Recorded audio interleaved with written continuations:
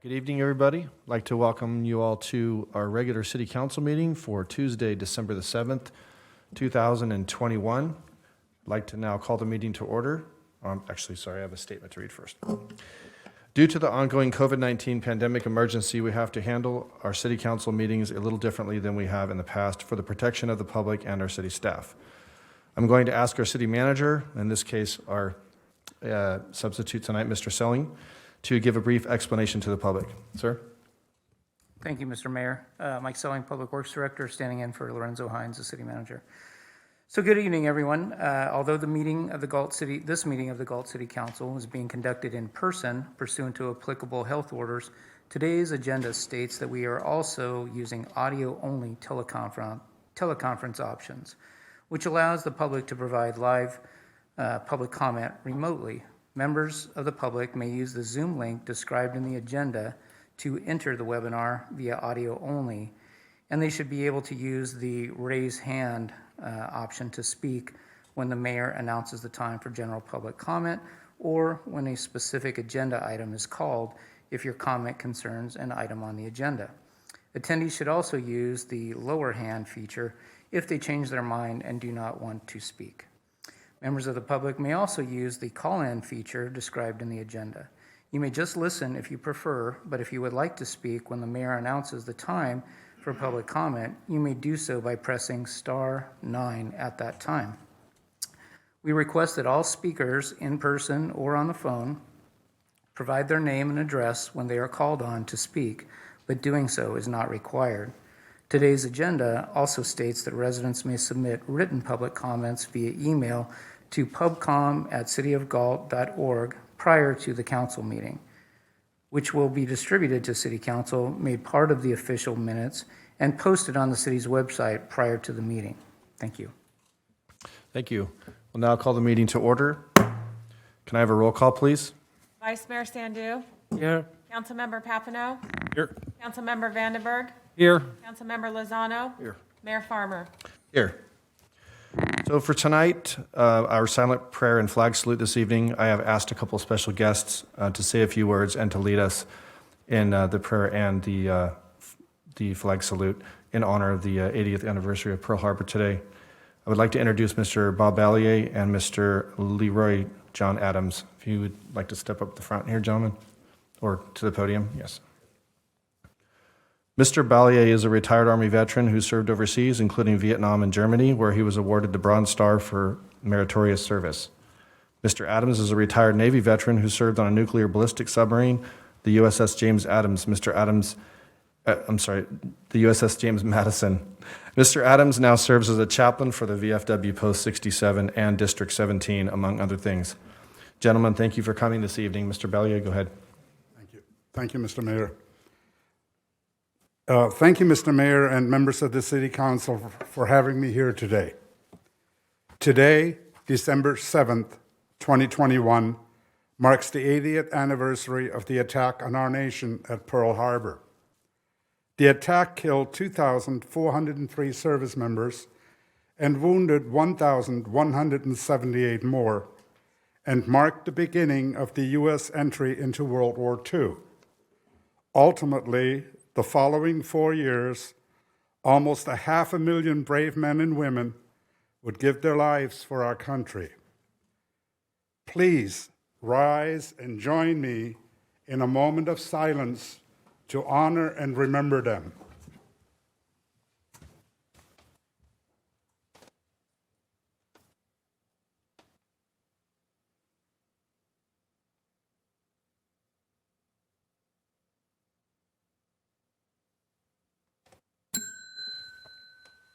Now please remain standing and join me in the Pledge of Allegiance to our flag. I pledge allegiance to the flag of the United States of America and to the republic for which it stands, one nation, under God, indivisible, with liberty and justice for all. Thank you again for the opportunity to honor these men and women. Thank you, gentlemen, and thank you for your service. Tina, can you please read our replay statement? This meeting of the Galt City Council will be cablecast on Metro Cable 14, the local government affairs channel, on the Comcast Consolidated Communications and AT&T Verse Cable Systems. The meeting is closed caption and webcast at www.sacmetrocable.tv. Today's meeting will air Friday, December 10th at 9 a.m. and Saturday, December 11th at 9 a.m. This meeting can also be viewed at youtube.com/MetroCable14. All right, thank you. Well, move on to item B, agenda approval, additions and/or deletions. Do we have anything from the council this evening? Okay, and we will move on to item C, public comment. I will be opening the public comment for 1 minute as the city clerk reads our statement, and we will allow time for those on Zoom or on the telephone to a chance to comment if they wish. Tina? Under Government Code Section 54954.3, members of the public may address the city council on non-agenda items. The public comment section is for the city council to receive comments, except for brief responses to questions. No discussion or action may be taken on any item that is not listed on the agenda. Please limit comments to a maximum of 5 minutes. Due to the statewide emergency, public comments may be submitted as noted above via the options listed on the first page of the agenda. Written public comment may also be submitted via email prior to the meeting to pubcom@cityofgalt.org by 4 p.m. on the day of the meeting, which will be distributed to City Council, made part of the official minutes, and posted on the city's website prior to the meeting, but will not be read out loud. Do we have any public comment in the chambers tonight? I have Mary Martinez from the GCCC. Okay, Ms. Martinez?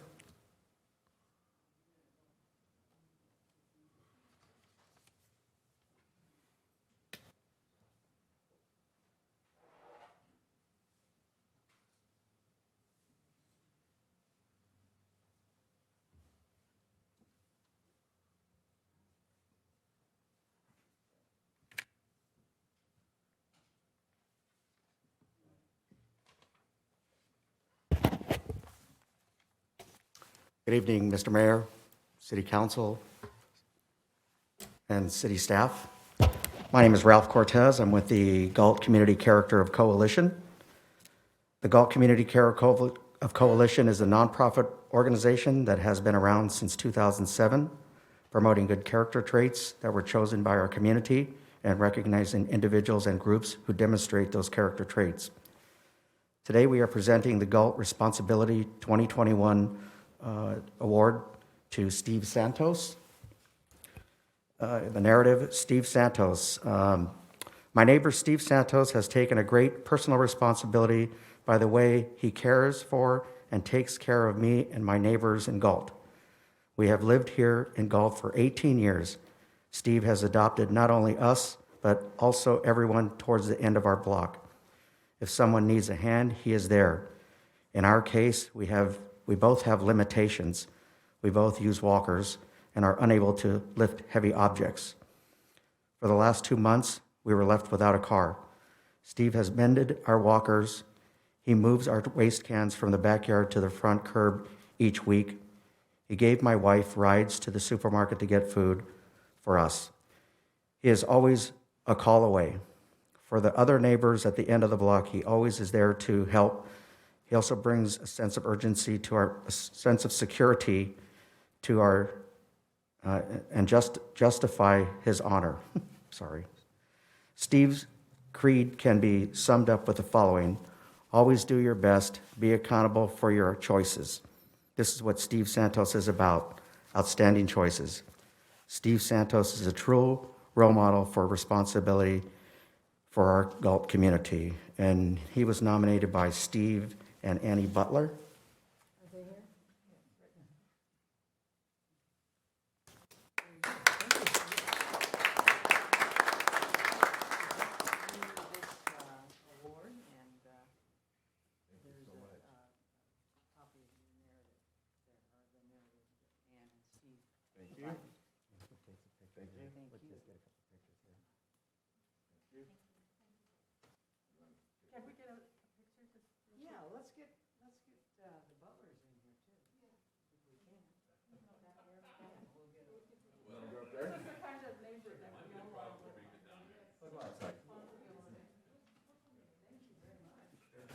Thank you.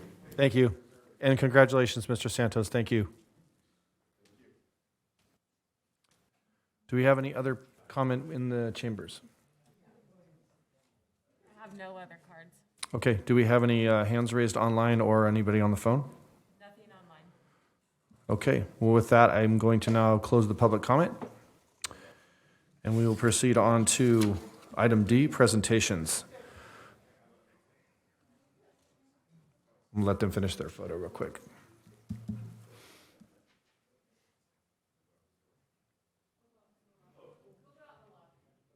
Okay. No worries.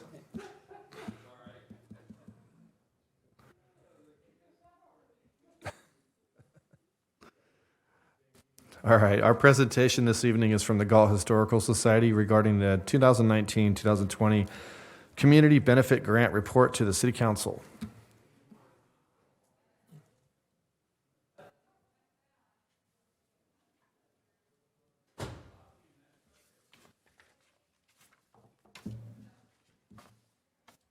Adjust this so I don't get fogged up. Mayor Farmer, City Council, members of the staff, I'm Janice Barsetti Gray, President of the Galt Area Historical Society. And speaking today of the grant that we had received, 2019-2020 community grant to renovate the Liberty Schoolhouse that we've moved to the Ray Museum. I believe you all should have copies of what I'm going to be doing and then some pictures. The Galt Area Historical Society wishes to thank the City Council and the City of Galt for the $4,000 community grant that we received in 2019-2020. While our plan to renovate the one-room Liberty Schoolhouse was intended to begin in 2020, we all know that everything came to a standstill during the COVID shutdown after March.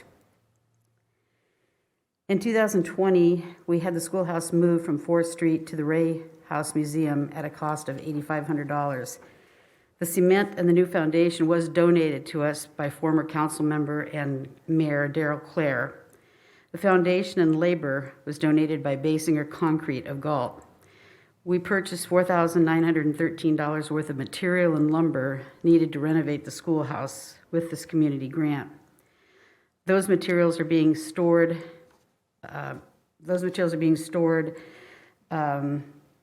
At the McFarland Living History Ranch where we have our workshop. We have some windows and wood at the McFarland Ranch that we are repurposing for this project as well. We need to ensure that the renovation is as close to the 1854 period as possible. During the shutdown, we were unable to gather enough volunteers to start on the work. To speed up the project along with our volunteer efforts, we will be hiring out for the roofing and some construction work beginning the first of the year. We have been accumulating donations for the interior. We have something like a pot-bellied stove. We have desks, and so we're working on accumulating a lot of that. We actually have a piano that was donated to us as well. And we're continuing our fundraising to complete the renovation of this 1854 schoolhouse. And as I said, I've attached pictures of the Liberty Schoolhouse. One was on the day it was moved. One as it sits, that was prior to the foundation. And then the older picture is a picture of the Telegraph School, and I'm guessing that particular picture was probably in about 1925 because my father and my aunts are in that picture. But the schoolhouse in the background is what our plan is. The school would look like, a one-room schoolhouse. And I'm not sure if everybody knows how in those days there was these little one-room schoolhouses all over the countryside because they didn't have public school funds in those days, so they just had little schools and people would support it. This particular school, the Telegraph and the Elliott School, when they were closed, then that was when Oakview School was started. They all went to Oakview then at that point. It was all out in that area. So again, the Historical Society would like to thank the City Council and the city for affording us this funds to help us with this renovation. And we're really hoping that it will complete this year. We also want to, again, thank the Hinkey family for donating the schoolhouse to us. And we're hoping to get it done soon because I know we have people that want to look at it during tours. And so we're always looking for volunteers to help us with this renovation, so. Did anybody have any questions for me about it? or- Any questions for Ms. Barsetti from the council? No? Okay, well, thank you. No? Yeah, I just have one comment. I just wanted to thank you, Janice, for the work you and the rest of the Historical Society do. I think preservation of what our community is and was is important. And so thank you for all your work, and if you could pass it along to the Board of Directors. I will. Appreciate everything you do and keeping this community close-knit, tight, small, and the way it was. Well, thank you very much. I mean, it is very important to us, and I know most of you on the board are members, and we do our best to try to preserve the history, and I hope that at some point you'll get a chance to go take a tour of the Ray Museum, because it's been completely redone, and it really does look like a museum now. Our historian, Dan Tarnasky, has done a wonderful job where you can actually walk through it and see the history of Galt and understand it. So again, thank you all very much. Appreciate it. Thank you for the presentation, and thank you for all that you guys do. Anybody watching, even online, if you haven't had a chance to visit the Ray, it is beautiful the way it's been done. And Mr. Tarnasky did a fabulous job with that. So look forward to seeing the schoolhouse done someday. And if any of you watching are handy with a hammer and you want to reach out to the Historical Society, I'm sure they could use your help. All right. Moving on to item E, reports by the city council members on regional boards, commissions, and committees. Mr. Vice Mayor. Thank you, Mr. Mayor. The only thing I did attended the Sacramento Transportation Authority on November 18, 2021. There was a very basic agenda. There are a lot of items on consent calendar. The only thing I like to report, we adopt a same resolution we was adopt here in last council meeting. Adopt a resolution initiating the renewal of Sacramento Abandoned Vehicle Service Program. Thank you. That's it. All right, thank you. Mr. Papanow. I don't have anything, as the Air Quality District Board does not meet in November and December. All right, thank you, sir. Councilman Vandenberg. I don't have anything to report at this time. All right, thank you. Councilman Lozano. Yeah, I'll just be brief. We have a SACOG board meeting coming up next Thursday, and so I'll have more to report on that coming up. We did meet in November on the 18th, right after our last council meeting, and heard quite a few opportunities and a presentation about opportunities to address infill development. And so we heard from the city of West Sacramento about what they've done to not expand their boundaries, but really work those interior properties. And so some of the ideas that came out of it were, really looking at design plans or design standards up front, so that when people come in, the community has already had the input about what the community wants, in particular infill development areas. And so that's one of many items that was brought up. So I've been working with community development about bouncing some ideas about how possible some of these things that have been done in other jurisdictions would work, if it would work here. And I really like the idea of it's called by right,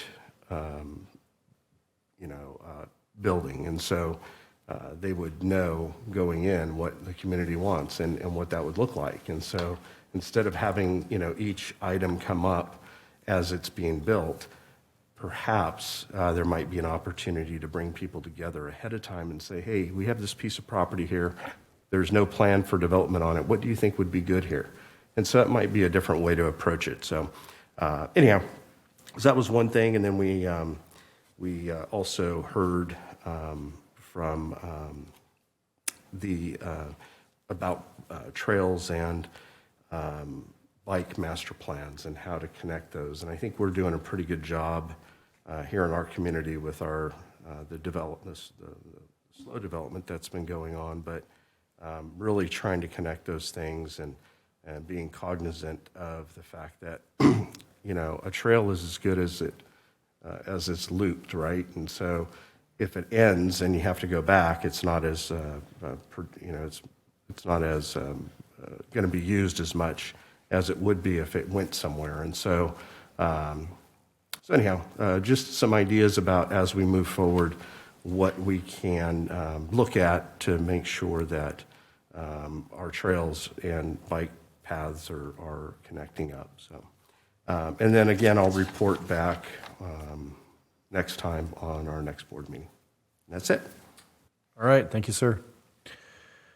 I myself, we've rescheduled our Galt public safety meeting, and so I don't have to report on that. I did attend the Galt Youth Commission meeting last night after our special council meeting, and it's always a fun meeting to attend.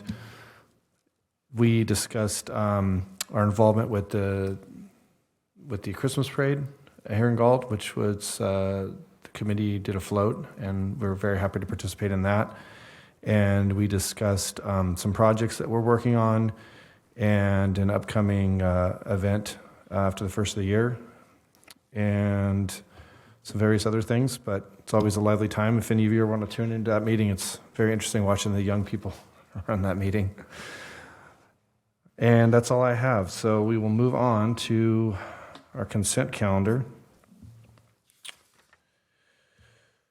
All right, I'm going to open the public comment for the consent calendar. I will leave it open while I read the consent items. If you are on Zoom or on the phone, would like to call in for a public comment, you may please do so.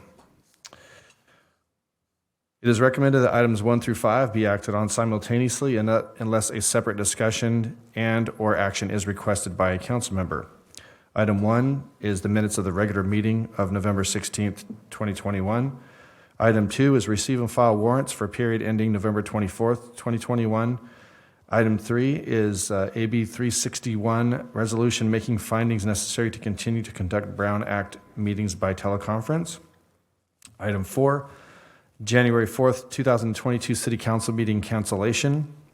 And item 5 is the Treasurer's report for the period ending October 2021. Do I have any comment online or on Zoom? No public comments. Okay. I'm going to leave the public comment open for about another 20 seconds. If you'd like to comment, you may do so.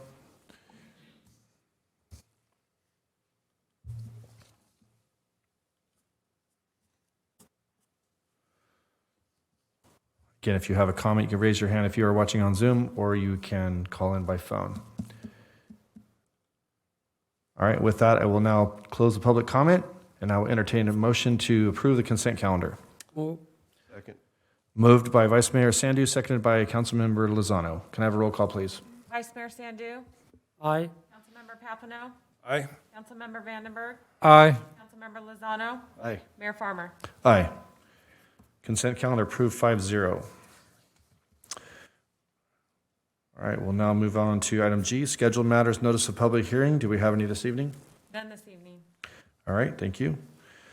With that, we'll move on to our regular calendar. Our first item tonight is going to be from the Public Works Department. Subject is the C Street Enhancement Project, CIP 520F, final design selection. Mr. Selling? Thank you, Mr. Mayor. Good evening, and council members. So as the clerk pulls up the PowerPoint presentation, I'll kick it off, and then we'll hand it off to staff and our consultant to complete it.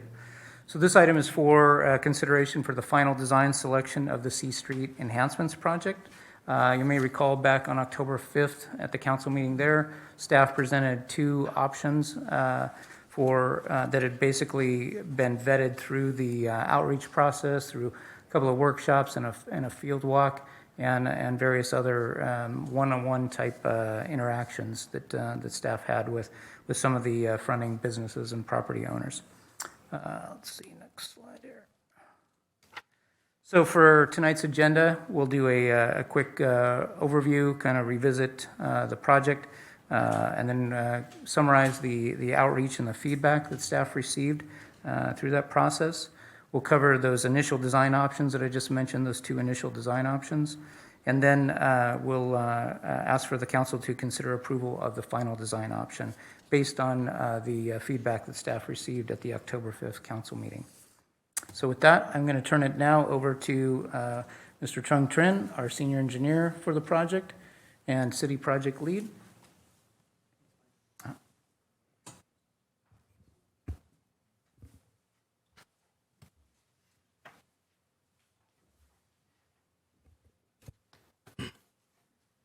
Good evening, Mayor, member of the council. My name is Trung. I'm engineering the Public Works Department. And I manage this project. I work with our consultant team here, Brian and Tim, our SOMAS team, and working to deliver this project, and I report to Mike and Mark. I just want to, before I hand it over to Brian, I just want to make a note about the public outreach. Brian's going to mention something about the work that we completed to date. But, recently, based on what we've approved or we were going with on the October 5th meeting to what we have now, there's some changes that you'll see here that Brian will talk about.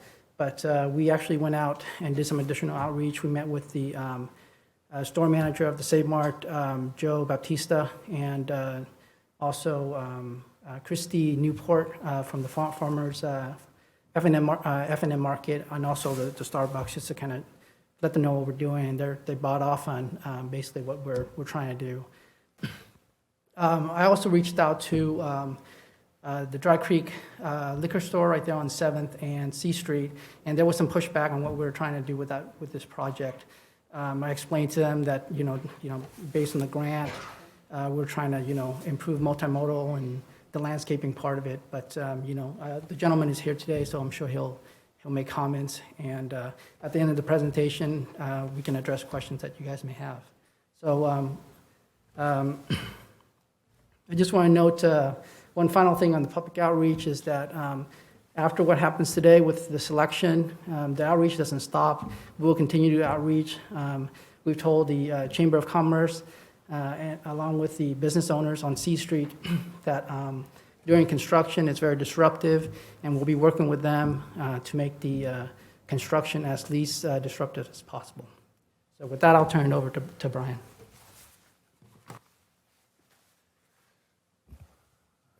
Thank you, Trung. Good evening, Mr. Mayor and council members. What I wanted to do today was just briefly just talk about the two options that I think you already are aware of, and you had a discussion on that on October 5th. The option one, which you can see at the bottom of this screen, so that one was the first option that we looked at, and it really included a lot more of the aesthetics improvements, including a lot of median work with some landscaping and trees in the medians. When we did that, it is obviously going to reduce the amount of access that was occurring which occurs to each of the driveways. And both of these options still achieved all of the goals in terms of creating improving the alternative modes of transportation. In other words, enhancing opportunities for bike facilities by putting in Class 4 bikeways for both options. But the option two, which was the one both of these were presented obviously at the second workshop as well, but the option two was really focused more in terms of creating a two-way left turn lane in the middle, and probably something more of a stripe, a enhanced two-way left turn lane in the middle, which allows maximizing the amount of access to each of the businesses. But when you do that, obviously there's a reduction in the amount of greenery and aesthetic improvements we can make in the median. So there's a balance that we try to achieve with that. But the option two was really the one that was the more favored option, as we found out in the second public meeting. So what I want to do now is just go through and look at that initial design option that we presented, and I'm going to break it up into three different segments. So the western segment, which will be basically from 6th through to Lincoln, then we'll go from Lincoln through to probably around about the Denny's, and then we'll go from the Denny's across to Civic in three different segments.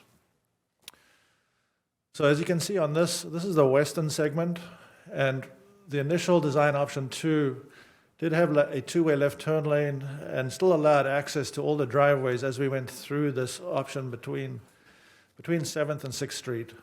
There was a little bit of aesthetic improvements in terms of median landscaping on the west side as you enter into the old town and historic town, but there was no crosswalk, and we did receive that feedback that there's no crosswalk at 7th Street. So now I'll show you just some enhancements or some modifications we're proposing for this segment. So the first modification is on the left-hand side, where we've extended the median a little further, just closer to where the access driveway would go into the mower shop. And then the second improvement we're proposing is to put in that crosswalk on the west side of 7th Street. We believe that's going to improve the safety for the pedestrians through there. And also we're proposing to put some bulb outs in that area, which the bulb outs is basically where you extend the curb return and makes the crosswalk a little shorter. And it improves the safety for the pedestrians. It also tends to reduce speeds of traffic as they're going through there, because it's more of a traffic calming measure. And then we're also proposing to place a median with some landscaping in that first segment as you're coming away from 7th Street. One of the challenges with that, though, is that that would impact the left turn movement going into, for example, the liquor store to the south, which Trung mentioned earlier. He had discussions with the property owner there. And as a mitigation for that, excuse me, we were thinking of what options could we come up with. And basically, the left turn would then have to come down from 7th, come down 7th Street, and then turn into the liquor store. And we would have to do some modifications to the striping. And obviously, we'll have to look at this a little more closely in terms of engineering to make sure it was feasible, but that would be a mitigation measure that we could take and still make this work. Then I'm going to talk about the middle segment.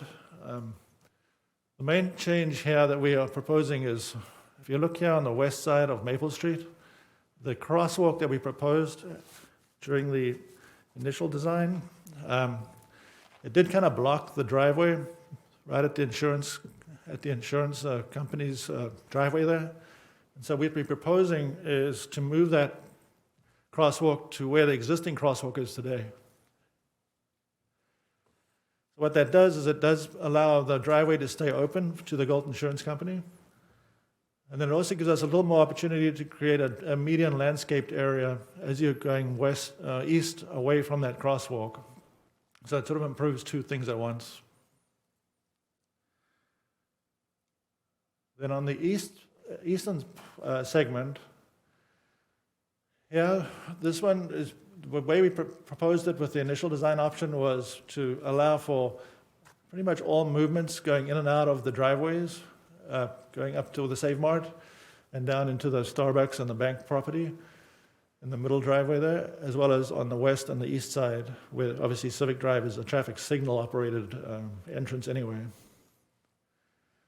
So what we did is we did do some traffic counts, and I should have mentioned this earlier anyway. We did do pedestrian and traffic counts at this, as well as at 7th Street and at Maple as well. So we did various traffic counts through here, both during the Wednesday lunch hour, during the market hours, and then also on a Friday evening. And we did see a lot of potential conflicting movements coming out of the Starbucks driveway, turning left, and then this is a fairly well-used left turn movement that comes out of that central driveway and turns left and goes to the east. And so our concern with that is you've got so many conflicting movements going on, and with our proposed design right now, where we have a median and we're going to have possibly a monument sign or some sort of entrance as for the gateway entrance into this area, we're concerned that there's going to be a safety concern right here with all those conflicting movements and with additional landscaping. So what we're proposing is to actually block the left turn movements, to not allow left turn movements out of here, which actually coming out of the Starbucks and bank building were fairly low in the numbers. And people that were coming into this area would have to come out and go into Civic, go up Civic, and go back to the traffic signal, which is a far more safe option in terms of reducing the number of potential conflicts. So this would be a small little raised median that would be in the middle here, and that would restrict those left turns. At the same time, we also have increased the amount of greenery just a little bit from what we proposed previously on both of these median landscaped areas. And we also noted that there would be a potential for electronic billboard sign probably down in this quadrant down here, but we still need to determine exactly where that would be, and that the city could use that for just highlighting upcoming events and things like that, which would be useful because it's really going to be a gateway entrance into the city. I think that's all I wanted to talk about. I think the next steps, Mike, did you want to talk about the next steps? Yeah, I can take that. So, thanks, Brian. So the next steps pending council's consideration of this final design option tonight would be to move into the final design phase, and that also encompasses doing the environmental clearance for the CEQA, California Environmental Quality Act. And so that we're looking at a time frame. We'll probably be looking at about 9 months or so to complete that phase, and then put the project out to bid around the fall next year. You can see that October, November timeframe, and award the project, and then move into construction the following spring in 2023. And we estimate you're probably looking at about 6 months or so timeframe there to complete construction. So that would be the schedule going forward, again, pending tonight's consideration. And with that, I think we're available to answer any questions. Thank you. All right, thank you, Mr. Selling, and thank you to the gentleman. I apologize. The name, Miss. Yes, thank you, Brian. Sorry. Thank you for your overview of these changes. I think since we do have one of the business owners in the audience that wants to give public comment, I would like to maybe hear his comment. We'll have public comment after our discussion as well, but would it be okay if we can hear him speak? It would probably help our discussions as well. Do we have a public comment in the audience regarding this item, Tina? I have not received a card. Sir, if you would like to fill out one of the cards there, the speaker sheets, and just come over and hand it to the clerk, and then we can call on you to speak.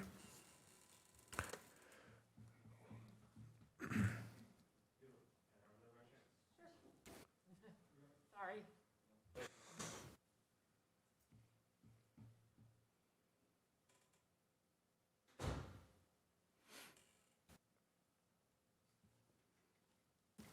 Again, if you're watching on Zoom or online and you'd like to public comment by phone or by raising your hand on Zoom, we will allow that after some of our council comments.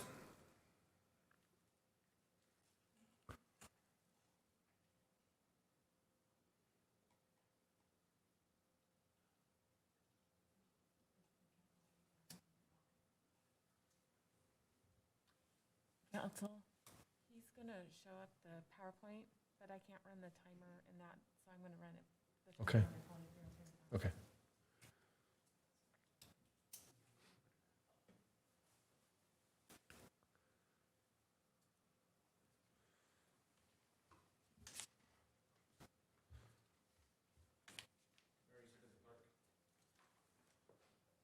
Just hand her. Thank you, sir. Go ahead and state your name and. Good evening, Council. My name is Mandeep Dillon. I'm the representative for Dry Creek Usave Liquor. We've been in business and in town since 1987, and it's been great to be in Galt. And we've made some recent modifications to the business as I've taken over from my father.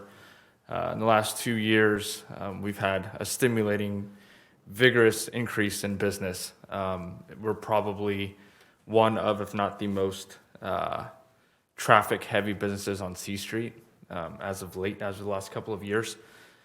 We see anywhere from 7,000 to 9,000 vehicles on a busy weekend. In addition to Stratton's Pizza and the taco truck being all on that 7th Street corridor. Even 9 months ago, I'd asked the city or the planning department to assist us in parking on 7th Street. I asked for some diagonal parking because there's so much traffic. There's a lot of children that come out of Stratton's Pizza and go over to the taco truck and go to their vehicles. 7th Street traffic on a Friday and Saturday evening is very heavy. There's a lot of cars parked up and down. Even my parking lot does not suffice the traffic that we have at our business. And so after looking at the modification and adding the additional curb, or sorry, the additional median on C Street around the 7th corner, I feel disrupts the traffic flow into my parking lot and would not help traffic flow. So one of the modifications is to modify the circulation in our parking lot. And as of right now, our parking lot's one way. You get off of C Street and you're able to go onto 7th Street. It's a one-way parking lot. Currently, there is no way for there to be two-way traffic in our parking lot. We have a lot of construction trucks that show up after work. And if you've got one construction truck and a regular vehicle parked next to it, two-way traffic cannot exist in our parking lot. There's no space for it. So our parking lot would have to become a strictly one-way traffic, which would come from 7th leading to C Street. Heading off the freeway, which most people do when they get off of work and they're heading into our liquor store, they're coming west on C Street, and they typically make that left turn off of C Street into our parking lot. If we cut off that access from the parking lot off of C Street, they're now heading down 7th, which is adding to the traffic on 7th that there is now because of the taco truck and because of Stratton's. I feel that it's going to cause a lot of backup on C Street, and because you've got the Lincoln Way stoplight, I feel that a lot of cars would back into that stoplight. And this is more of a concern on Thursday, Friday, Saturday evenings when our store is the most busiest, as is the pizza place, as is the taco truck. And if we're trying to mitigate traffic here, I feel that adding the landscape median on 7th and C Street does not help traffic. It's going to increase it. Not increase it, sorry. It's going to disrupt the flow of traffic. As of right now, because of how many vehicles pause on C Street to enter into our parking lot because of traffic headed east on C Street, if we introduce the landscaped median, it doesn't allow for cars to pass on the right of a vehicle as it's yielding to come into our parking lot. Because that passageway is going to become so narrow, I feel like there's going to be large backups over across 7th Street and even Lincoln Way. I'm all for beautifying Galt. I mean, as you've seen, our structure, our building, I've invested hundreds of thousands of dollars in remodeling it because that's the introduction to downtown Galt. And I believe that this is a great improvement that we're proposing. It's great for the city of Galt. It's great for the C Street corridor. But I feel like the median there is going to do more harm than good for traffic. I have a question for you, sir. And that, first of all, I'm very familiar with we used to go there when I was a kid and buy candy, probably from the previous owners, but Yeah. How much percentage of foot traffic do you think you guys get in addition to vehicle traffic? We are very small in foot traffic. I would say somewhere around 5%. I've never really had to calculate it, but we're very small on foot traffic. Okay. Does any of the council have a question for? I have a couple of things I'd like to mention.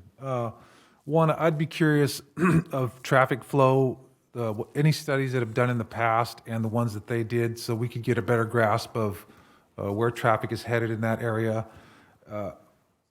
I'm familiar with that area as well. There's no parking on the mobile gas station side, right? Because it's all basic entrance into the gas station.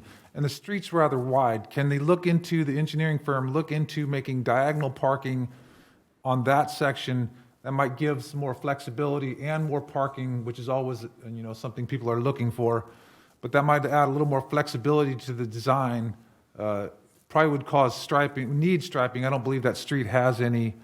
That would maybe shift the street a little bit, so to speak, but you could add, instead of 2, you could have 2 or 3 parking spots. You could have 7 or 6 or 7 spots there. That's all. Do you understand what I'm trying to say? So I had actually proposed that to the planning department, and they had come out and done a study and said that there was not enough space to do diagonal parking there on the west side of 7th Street. That street is or is not as wide as further down west of C Street where we do have diagonal parking. And that's more, it is what it is. Yeah, I don't know the dimensions on the roadway width. I would assume that when they did that analysis that the gentleman's talking about, that they looked at, and measured it and determined that it wasn't feasible, it sounds like. So I don't know if staff has any familiarity with that, but. Well, what I think is interesting is across the intersection from C Street on 7th, you do have diagonal parking, and the street's exactly the same width, so how would that be the case? The Stratton's Pizza has a diagonal parking in front of it. And that so that's too, right. They couldn't allow it on the other side as well. Right. What I was referring to was the north side of C, Mr. Selling, next to the store there in the corner. Nancy? There's diagonal all down there. Yeah, and there has been for as long as I can remember. Let me ask you a question, sir. Would that be a compromise if we were able to facilitate something like that in trade for? Because what I remember talking about in the discussions with the crosswalk was that we felt there was a need for the crosswalk at that spot because of the amount of foot traffic that I was aware of there. And so there is no crosswalk. We didn't feel it was very safe. So that I felt like that was a benefit to the businesses like yourself by doing that. So that was, we were adding that. But then, of course, by doing that, then you create the need for the protections with the landscape and such. So I guess if none of us have any further questions for you, we can call you back up if we do, if that's okay with you. Sure, that's fine. Thank you. So continue with that. I thought that, I do like the idea of having the crosswalk there compared to down by 6th Street, which is what the original idea was. I do understand, it's tricky with businesses on both sides. And I think this was the number one priority going into this project was not try to hinder people's, access as little as possible. I personally think if I'm traveling, and I've been to this liquor store, I don't frequent there a lot, but I do occasionally go, and I've probably been there, in my life many times. If I'm heading west on C Street, I typically would turn onto 7th and then pull up on the parallel parking on the sidewalk there and go in. I find it funny that I would actually cross the intersection and then turn left into there, but again, that's just me. I know that he does a lot of business, people parking on the street, and there's a lot of business with the taco truck. So, I understand his concerns. Let me ask a question. So this was a modification done because of the letter from the Air Quality Board asking for more greenscaping, is that correct? In part, yes. They were requesting more aesthetic enhancement. But also, this was also a modification based on the conversation that took place, the discussion that took place at the October 5th meeting. So it was as you noted, Mayor, was to provide that crosswalk there at 7th Street. And staff and the consultants, we did concur on the amount of foot traffic crossing there, whether going to the gas station or to Stratton's or to some, at least to the liquor store and the taco truck. So there was a great deal of pedestrian traffic observed there at multiple instances. So it was to provide that. And then it kind of was a little bit, to provide protection for those pedestrians crossing was to provide the bulb outs at the corners and then to provide that, what we call refuge island, anyway, in the median area there. And so to take advantage of that and provide the additional landscaping. From that, and again, based on observations, and appreciate the gentleman's comments about the amount of traffic he gets on the weekends, the the observations from the consultant and staff were that you could potentially mitigate it, and he makes a good point about construction trucks. Again, we'd have to take some measurements in his parking lot to see what kind of drive aisle could be provided there as proposed with the modified circulation that you see, and maybe the consultant has some information on that. I don't know the dimensions, but if they can provide some more detailed response on that. But was, as you stated, to parallel along 7th Street and/or to utilize the revised angular parking in the lot. So I think the other possibility was might some patrons, if it was overflowing, utilize the parking area just further west there at the bank where they could make that left.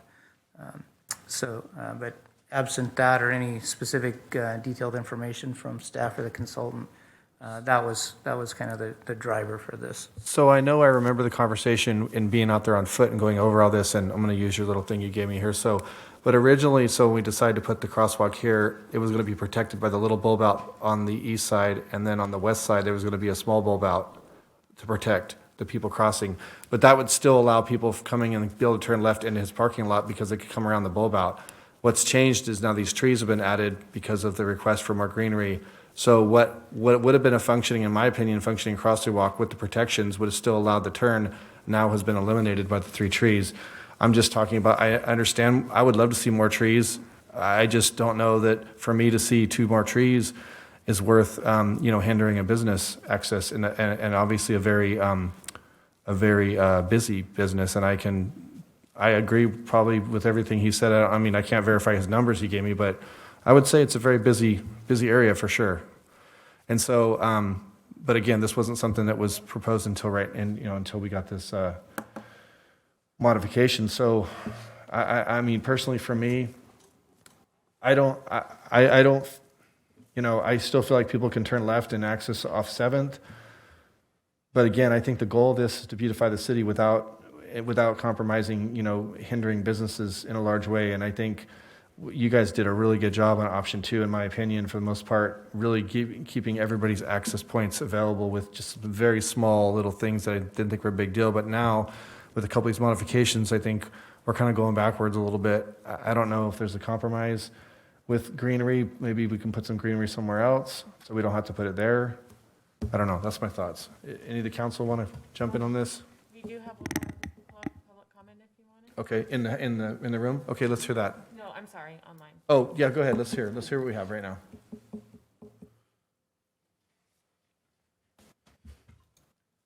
This is Mr. Jerry Sauter. Go ahead, Mr. Sauter. Can you go ahead and speak? Can you hear me? Can you hear him, counsel? Okay. Yes. Okay, good. Good evening. Thank you for the opportunity to speak. Jerry Sauter, Galt resident. I do want to thank the council and the city staff for all the outreach on this project. I know that I attended several of the meetings that were held and appreciate the options put forth. My only comments would be, and echoing Mayor Farmer, that I think it's important to have the beautification and the multimodal, but also not impact the businesses. And we've already heard from one of our businesses in town. I'm also concerned about some of the modifications over by Galt Plaza, because their driveway with the stoplight, if you look, it's a 3 arrow, it's a right, left, straight. They have 1 lane, and even when that light works properly, some of the time that traffic backs up well past the Taco Bell and that funny little curve and everything. So I really think that the feedback was that option 2 provided the access for the businesses while also providing the multimodal and the additional beautification for C Street. And so I would tend to agree that the additional modifications are already causing concern if we're having a business come forth in front of the council and speak. So I just hope that the council will take the business's concerns into consideration. So thank you very much. Thank you, Mr. Sauter. Thank you, Mr. Sauter. Do we have any more online We do not. comments? Okay, council, anybody? Yes. Go ahead, Mr. Vice Mayor. Thank you, Mr. Mayor. Give me the opportunity to make some comment on that project. First of all, I'd like to thank you for the staff. As you know, last time when we meeting, we said outreach to the public. They did a very good job to outreach the public. And the option 2, I very much get the option 2 in place of option 1. And I do some have a concern, you guys already did. You know that I looked at the report on modification 1 and modification 4. First of all, I'd like to somebody can explain in a detail on modification 1 and modification 4. Modification 4, I'd like to ask the location of the sign. And modification 1, I believe that Mr. Dillon, he explained very much, I do understand they're doing business here much longer. And I know when they don't have the left turn, there can be a little bit effect on the business too. That's whatever we can do. City wants to be and council wants to be a C street, is a very good street. So let's see what we can do, help this business in order to satisfy their business. And there might be some other option, staff or the consultant can think what else we can do. At first, can you somebody explain to the modification 1, how is modification come up? I can take a crack, and if staff or the consultant want to jump in, they can. So again, and I'm just going to show it up on the screen for everyone. So this was the western segment as presented back in October at the October 5th meeting. And so as you can see, there was a two-way left turn, and maybe everybody's looking over here. So there's a two-way left turn lane here, and obviously the liquor store here. So what we were asked was to basically see what we could do to provide for that pedestrian crossing here. And then the other comments that there were was if there was something that could be done to kind of calm traffic as they start to enter Old Town. I believe this is a 20-mile-an-hour speed limit zone as you come into Old Town here. So there was a concern about speeding, particularly for the westbound traffic. So in providing the crosswalk here with the bulb outs, it provides that pedestrian facility and also provides some traffic calming measures. And it was also an opportunity to provide some additional landscaping. So in doing the pedestrian crossing, and again, reviewing this, and I think as you noted, Mayor, a left turn right after the intersection versus here, it seemed to be, probably not such a high demand movement. We did not take actual counts, so I appreciate the information from the gentleman tonight. And so the team basically determined that was an opportunity to add some additional landscaping there to try to meet those comments that we received also. But in providing a median too, it's also going to calm traffic as well. So that was really kind of the genesis for the modification, as you're seeing, in the next slide here that was shown earlier. Now, one opportunity might be, and we can ask the consultant, I think I'm going to kind of jump ahead here real quick. So on this slide here, where you can see the crosswalk just east of Market, there's a short island on either side that provides that refuge, like I mentioned, for the pedestrians. If we were to go back here, we can have the consultant probably look at doing something like that hopefully wouldn't inhibit, a refuge space for a vehicle anyway to make a left turn into the liquor store parking lot. So, and I think as you may have read in the staff report, all these modifications that we're proposing tonight are subject, to the council's consideration. So it's kind of a mix and match opportunity for you all. So that's something that, I'm just thinking out loud here as we've received this comment tonight, that we could possibly do something like what was done at the refuge island over at Market. So that may be a modification to this modification 1. Thank you, Mr. Selling. So that means whatever we proving tonight, we still have the opportunity to mitigate something on that corridor, right? Yes. This is a modification at this location, so, you know, I don't believe, unless the city attorney feels otherwise, that we can't modify a modification that's already, you know, proposed, so. Yeah, that will be fine if the staff is able to implement it without a problem with that. That would be my only concern, is just making sure. I don't know what technical stuff you all have to do on the back end, but as far as procedural, that would be fine. Then my next question is, we get a letter from the air quality, because they want to be more greenery, they have something. And when they ask the greenery, it is not just for that space, they want a total greenery on the whole corridor, right? We can consider that greenery somewhere else too instead of that place, right?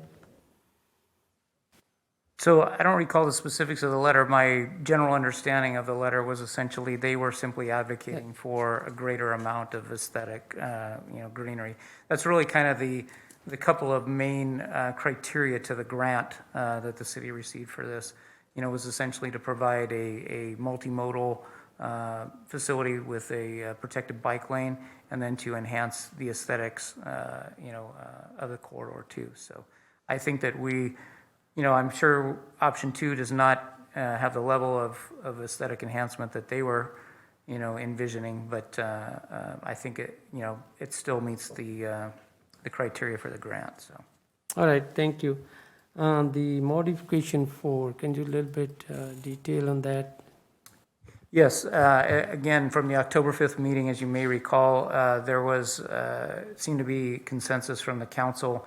I think it was proposed to put in some kind of an electronic message board where, events could be posted on that to kind of help alert, folks, and particularly visitors coming into the city of what activities were, planned in the city. So that was something that we heard at that council meeting, and so we've just kind of reflected tentatively to put it at that southwest corner of Civic and C Street. Now, again, as the consultant noted, there may be other factors that we need to look at once we get into a final design. What utilities and whatnot are there, getting an easement or anything like that. So I wouldn't say that that's a final, location, but it's simply a placeholder, if you will, to kind of reflect what we heard from the council. Thank you. Thank you, Mr. Selly. Councilman Vandenberg, you have a question? Thank you, Mayor. I was just curious if it's, just about tree counts, so to speak, on between Maple or at Maple and Market Street. There's a dry cleaners there, and there's this, that front section of parking lot right by the crosswalk is not used very much. If you could put a tree there in there, as well as other greenery in the bulb outs, then maybe that would be a way to help satisfy some of the desires people have for increased greenery while still providing a better access for, like, the liquor store, if it's just about numbers. Can you explain that again? I just want to kind of... Okay, so on Maple Street, right below where the yellow square is, go up. That's right, just to the left of that. Right here, Mike? Oh, okay. Right there, So right. We have low landscaping here for the bike lane. Right. He's saying this is a real wide open area, and the dry cleaner sits back. He said we could maybe do some kind of couple trees in this area here. Exactly. No driveways, and that would suffice getting rid of the trees down off of 7th Street. that we're And also, by Printing Kings, they have a kind of a lawn there because it used to be a home. But then next to that, there's just actually a blank flower bed that has nothing in it. They could maybe put something in there. And my general thought is not to drag it on too long, is just looking at the street and picking up areas that are dead space and adding greenery where we can. Sure, no, appreciate that, council member. I think, as the mayor's kind of pointing out, on the north side there, if it's behind the sidewalk, that would be private property, and so we would need to, essentially get a commitment from the property owner to be able to locate any plantings in there, and obviously we'd want to get, some kind of commitment as far as maintenance too, so. What about the bulb outs? Are they large enough to accommodate a smaller variety of tree? So to put some bulb outs in here? Sorry, no, I meant anywhere along the corridor. I would say probably unlikely, no. And the other thing too is you don't really want to put a tree unless you can have, the canopy, so to speak, high enough to where it's not going to inhibit the sight distance for vehicles, motorists. Yeah, I'm just trying to accommodate the Yeah, businesses, right, understood. So, Mr. Selling, could you go back over to the Dry Creek Liquor area? Yeah. So my thought would be if we go back to the original design, well, meaning if we just do a protected here and eliminate these 3 trees to allow his left turn access here, it seems to me that originally when the crosswalk was going to be here, there's no greenery on this corner or this corner really so much. So by creating that crosswalk, I've seen in your drawing here, already created quite a bit of greenage here. We could even probably do a tree there, or even possibly something here, but definitely probably for sure there. So, I mean, I'm kind of leaning to piggybacking on what Councilman Vandenberg's saying. I believe it'd be easy to pick up those trees in a couple other areas and leave Mr. Dillon his access and still have the crosswalk at 7th, which is going to be a benefit to his business as well, I think, and to the community. That's what I would suggest. I would suggest the consultant maybe, but that's just my thoughts. Councilman Lozano or Councilor Papineau, input on this particular spot?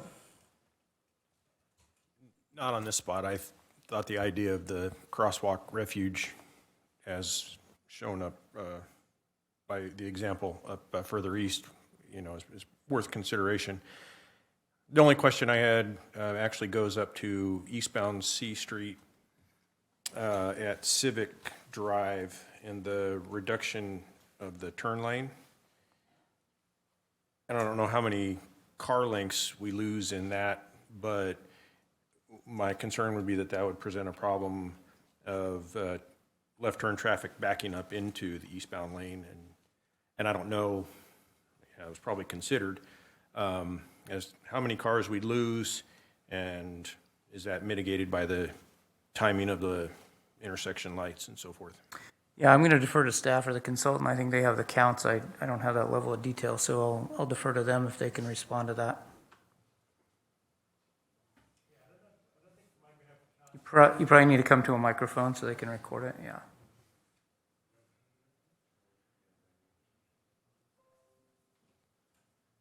If I may, Mayor, while they're coming up, I just want to clarify as the council has discussion, and Mike, you can correct me if I'm wrong, but I don't think there's a quota of trees that necessarily have to be met.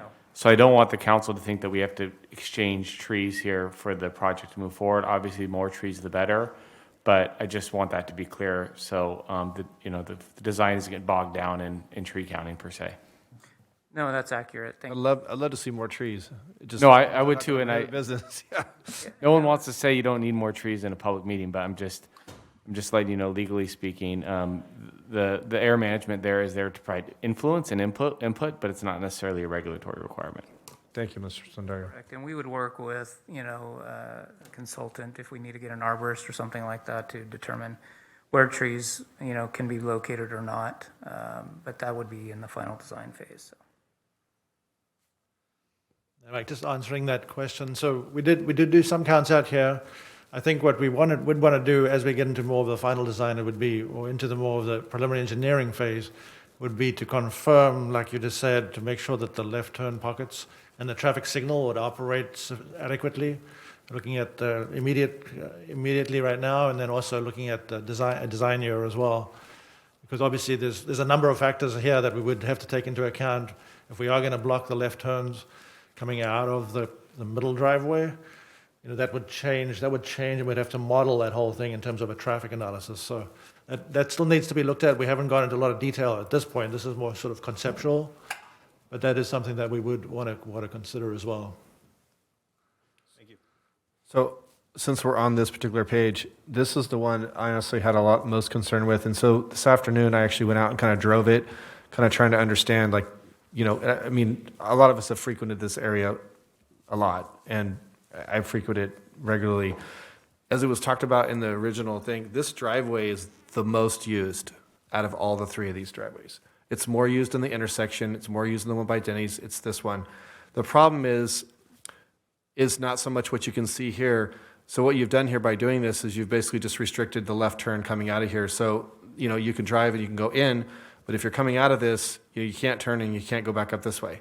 You can only go right, or you have to use this intersection. Seems pretty simple, but here's the problems. What you don't see off screen is that the design of this drive-through here was very poor, in my opinion, as is the Taco Bell. When you come out of the drive-through at Carl's Jr., you cannot turn right and just loop out right here because this little driveway here is an inlet only. You have to go up, and the driveway actually angles at a 45-degree angle this way. So you actually have to come and stop, and then you're not even pointing in the right direction to hook. And when you do hook and come back this way, you're actually crossing across into opposite traffic and coming down. This is why people don't do that. They come out of the drive-through kind of hooks this way. People come out of the drive-through and they shoot over and they come out and they go this way. That's what the habit of most people do. The second thing is by pushing these people onto this intersection here with this little pork chop thing that Mr. Sauter mentioned, this whole thing here is really a disaster. I wish we had a picture of it, and this backs up in here, and you have people trying to come out of Taco Bell, people trying to come out of this weird little outlet, and then what happens is people back up here, and now you have an unprotected intersection left turn here. So to force more people out into here to deal with this, and then have to come into an intersection, which is an unprotected left turn, to go that way, I think you're creating more of a problem. And I have a big problem with that. I think originally when we had that, I know this suicide lane, as I call it, seems like it's a conflict because you have people wanting to come in here and go to the bank, but it's been that way for 30 years. I don't know that there's a whole lot of accidents there. I don't, of course, have those numbers, but I'm just telling you that Carl's Jr. is one of those businesses where people come off the freeway and they come down and hit Carl's Jr. So if you're curious about how many people are going to be coming from this direction to use Carl's Jr. and then want to go back that direction, the answer is probably a lot. And to restrict those people from coming out of the drive-through and having to deal with this whole, and this is of course private property, but this whole thing right here, if any of you are familiar with that little thing it's a mess. People come in the wrong way sometimes, and to push people into that spot and into a parking lot that we really have no control over how it's arranged. I just fear that's going to be we're going to create a big mess there. So I don't know. I don't know what the answer is. It's a tricky spot. It really is. But Yeah, I think as Brian noted, and I appreciate all that, Mayor, that what we would do in the final design phase is they will get the counts, they will, get the turning movements and see what can be done. And if we cannot put in as proposed on this alternative, and it remains to be a two-way left turn lane or suicide lane, as you say, we don't like that term. I know, in sorry. Traffic engineering world, but two-way left turn lane, then that may be the case. The other thing that I would point out too, and again, everybody, traffic is like water. There's a saying, traffic's like water. It's going to take the path of least resistance. And so what some of the folks may well, wrong button. So what some of the folks may well do is go down to this Denny's and they can make that left back out kind of thing, rather than waiting for a light and, whatever congestion may be occurring back in here. So, But I think the problem with that is if you have people, so if I'm at Save Mart, I'm going to exit this here. Even when I come out of Ace Hardware, I typically like to just cut through and go out this too. I don't even use this because this intersection, it backs up here. I'm telling you, it's not a popular intersection. I think for people to have to now go all the way over here, you're now going to be having people driving through, Save Mart parking lot right here where there's speed bumps and there's people coming in and out of the store, or zooming through here. I think you're going to create more danger by forcing people to all be driving through the parking lot because people are going to probably try to, speed through there to get over by Denny's. I just feel like I'm telling you, anybody's lived in Galt a long time, this middle drive through, this right here is the highest access point. If you were to do traffic studies, I would bet you that they're going to be significantly higher than the other two areas. That's just my opinion from someone who's lived here, my entire life. I don't know. Anybody else have thoughts on this? I know Mr. Papineau had some concern with the turn lane, but the original design of this option 2, I think was fabulous, and I know you guys have had to do some couple alterations, but I was ready to give my stamp of approval full well on option 2, but now we have these 2 modifications at this spot and the other. Now I have concerns, and I don't want to. This is a big deal, so. Anyone else want to weigh in on this particular spot? I agree with you what you're saying about that Taco Bell and Carl's Jr., that little pork chop, as you called it, it's tough to navigate with vehicles. I've seen multiple people go the wrong direction on, where they're not supposed to, just because it's difficult to navigate. A lot of people cross lanes in that parking lot or on the opposite side of the road because they're trying to go wide to come into Taco Bell or vice versa. And I agree. I shop at that grocery store a lot. The center, I'd say all three access points are used a lot. That's really going to affect traffic. I would guess, 20% of the traffic are going to have to decide a new way to go. When I leave that grocery store, I choose that lane or that exit every time because it's the most convenient for me. And that's just me, I realize that, but the traffic numbers will tell the truth, right? So and we're still working out the final design. We're just bringing up the points. We'll review more numbers and make a better decision with more information, correct? And so we go.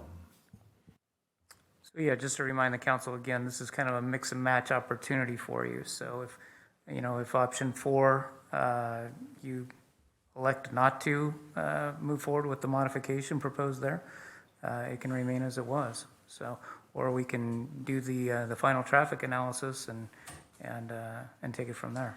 Also, too, on the option 4, it was my understanding that the little diagonal entry board that was going to be messaging board was going to be on the city hall side on the grass, not on the what would be the bank property. So that was kind of a surprise to me. Was that not the case, or? So again, it was just a placeholder shown. I think when we looked at it, it looked like that southwest corner might have a greater visibility factor. And the other thing we were a little concerned about is kind of competing with the Tom Memorial and City Hall itself. So we were just, like I said, placeholder, just showing it on that southwest corner, but it's not, carved in stone kind of thing, so. Does anybody have any questions about the second modification, which was the one by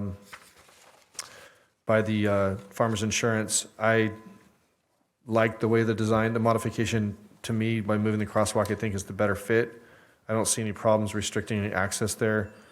So for me, I think that modification is fine, in my opinion, but I don't know if anybody else has concerns with it.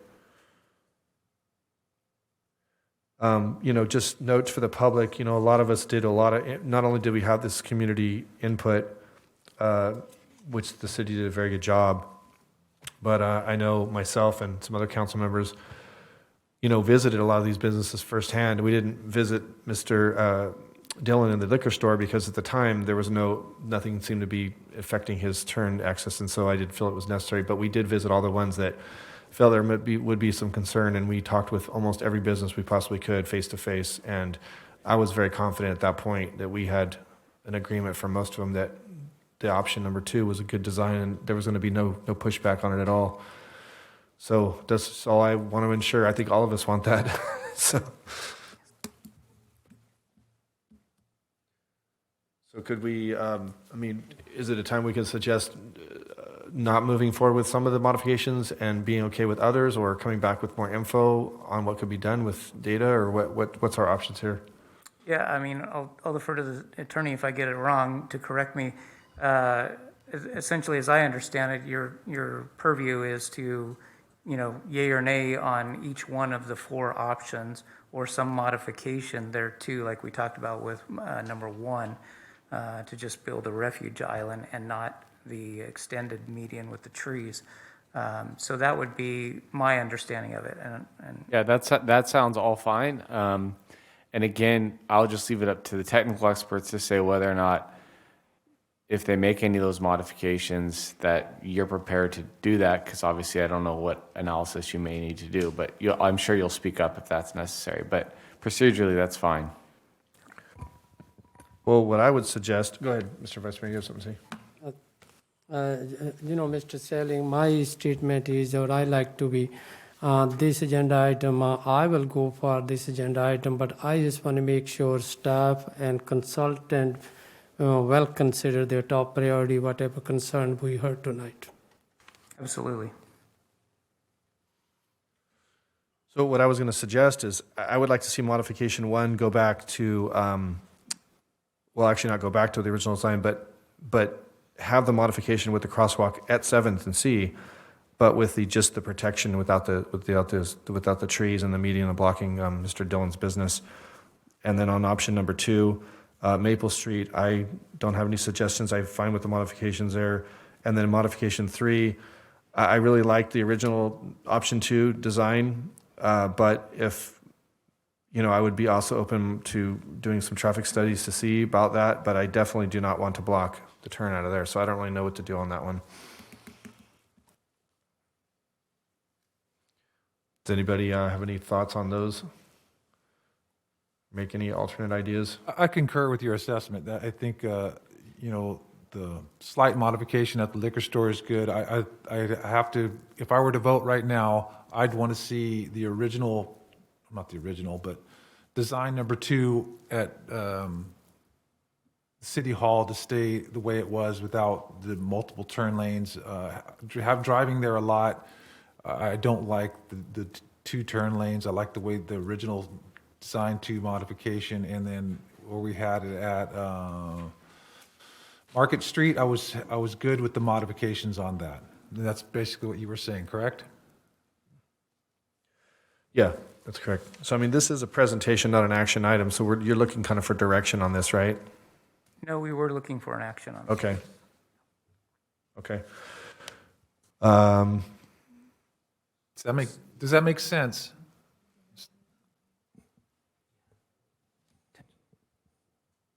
So then, could I propose a motion with these? Well, I would like to propose a motion that we do the modification of the crosswalk installation at 7th and C, but only with the protections and not the full median with the trees, as to not block the liquor store access. Option modification number 2, leave this modification as is suggested.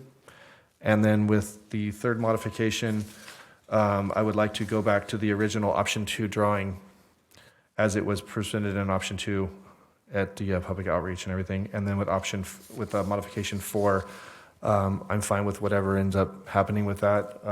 Whatever corner is deemed the most usable for the billboard sign. That's the motion that I'm suggesting. Is that clear enough for anybody, or we need to clarify details? I was just going to make sure that was clear enough for you, Mike. Yeah. Okay. You want to read it back to us just so we make sure? Yeah, so my notes are, modification 1 is to provide the median refuge for the pedestrian crossing and maintain the left-in access to the liquor store. Modification 2, as proposed, no change. Modification 3, to go back to the pre-modification alternative for option 2, i.e. the 2-way left turn lane for full left-in, left-out access to both the Galt Market, or Galt Plaza, I'm sorry, on the north side, and the Bank of America Starbucks on the south side. And then modification 4, to include a changeable message sign or billboard type sign, electronic billboard, at either of the southeast or southwest corners, whichever is deemed most advantageous. I will second. There you go. Seconded by Vice Mayor Sandu. Can I have a roll call, please? I have a quick question. Yes, sir. Go ahead. So in modification 1, where it talks about access into, and I'll just talk, Dry Creek Liquor, there's a proposal in here to restripe half of the parking lot. Good point. My question is this: with this motion, do we still do that? And I don't know that it's appropriate. No. No, we would not. And then also, there was, Mr. Dillon talked about access to angled parking. And I apologize, my computer went down right in the middle of this project, and all my notes went away. He talked about the off-street parking request. And so is there a way we can get back to, I know that's not part of what we're doing here in terms of the modifications, but is there a way that we can get back to him on, some reasoning why that's not appropriate? Yeah, we can check with, I'm not sure what role Public Works played in that. I heard him comment that it was the Community Development Department, but we can definitely circle up with them. I would like and, that to be looked at as well. confirm. Yeah, and I have a feeling, because I had Google, the reason my computer went down was Google Maps was up. I think it's because is angled parking on the east side of the street down by Stratton's, and it literally comes up to about where that other angled parking would happen or is being requested across the street. And so that may, in that case, that may narrow that road too much, having angled parking on both sides. But I'd like to know if that is it, or if there's some other reason. Or if perhaps it could be a little bit of an S to the street with striping. I don't believe there's any striping to indicate, not that it's needed right now, but I see your point about the two diagonal parkings would encroach on each other in space, so vehicles coming in different directions at that point would make it difficult. Yeah, I concur with Mr. Lozano, what he asked. And to be clear, the restriping of the parking lot in the liquor store is not part of this motion. And what he suggested to have looked at would be, of course, not part of this motion, but I would concur to have that looked at, the diagonal on the street as well. Correct. The restriping of the parking lot, the liquor store is not included. Does that answer your questions, Rich? It does, and so I would just say that, that the resolution reflect those changes as well. And that's all I had. I had a couple of other issues, but they were already asked. Oh, thank you for bringing that up. Okay, we have a motion on the floor and a second. You have a roll call, please? Vice Mayor Sandu? Aye. Councilmember Papineau? Aye. Councilmember Vandenberg? Aye. Councilmember Lozano? Aye. Mayor Farmer? Aye. Motion approved, 5-0. All right, thank you for the presentation. Brian, thank you for the presentation, sir. Appreciate that. And thank you, Mr. Dillon, for coming and speaking. We always want to hear from our citizens, and especially on important matters like this. Thank you.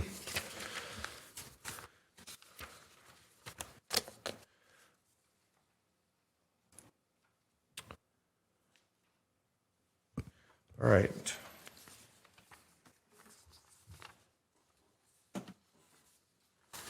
Just sort through my paperwork real quick here. All right, moving on to item 2 for our regular calendar. Subject is the Consumnes Sub-Basin Groundwater Sustainability Plan Workshop. Mr. Selling. Thank you, Mr. Mayor. Good evening again, fellow council members. So as you'll likely recall, I provided a couple of presentations recently on the groundwater management efforts that we've been working on, specifically covering the governance structure and the efforts to fund this. So tonight's presentation will provide an overview of the actual plan to ensure the sustainability of our groundwater basin. And that's essentially our blueprint for the next 20 years.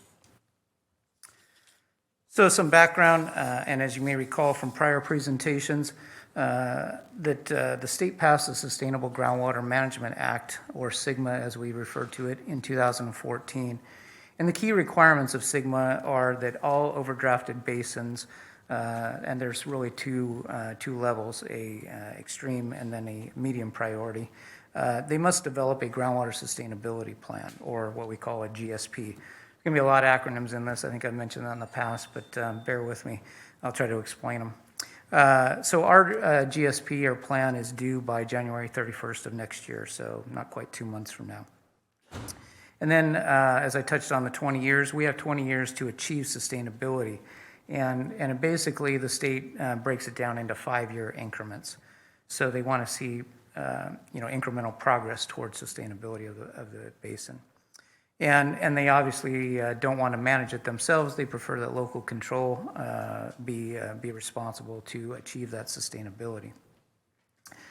But they can take it over if we essentially misstep, so to speak. So again, for the city, we became a GSA, or Groundwater Sustainability Agency, in 2017. And we have jurisdiction over the portion of the basin that underlies the city limits. For approximately the past 4 years, the city has been working with 6 other GSAs under a couple of framework agreements, a cost-sharing agreement, and then most recently we processed and the council approved a joint powers authority agreement, and then an initial funding and revenue agreement. and those are noted on the slide, and all approved by council. So you've seen this map before, but again, I want to just reiterate for anybody that may be new, just becoming familiar with this or hearing about it. This map shows the basin, the Kasumna sub-basin, and the 7 different GSAs are shown as color-coded, and the city of Galt is kind of in the lower left here in pink. Anyway, that's the map that kind of just gives everybody a basis for what we're talking about when we talk about the groundwater basin.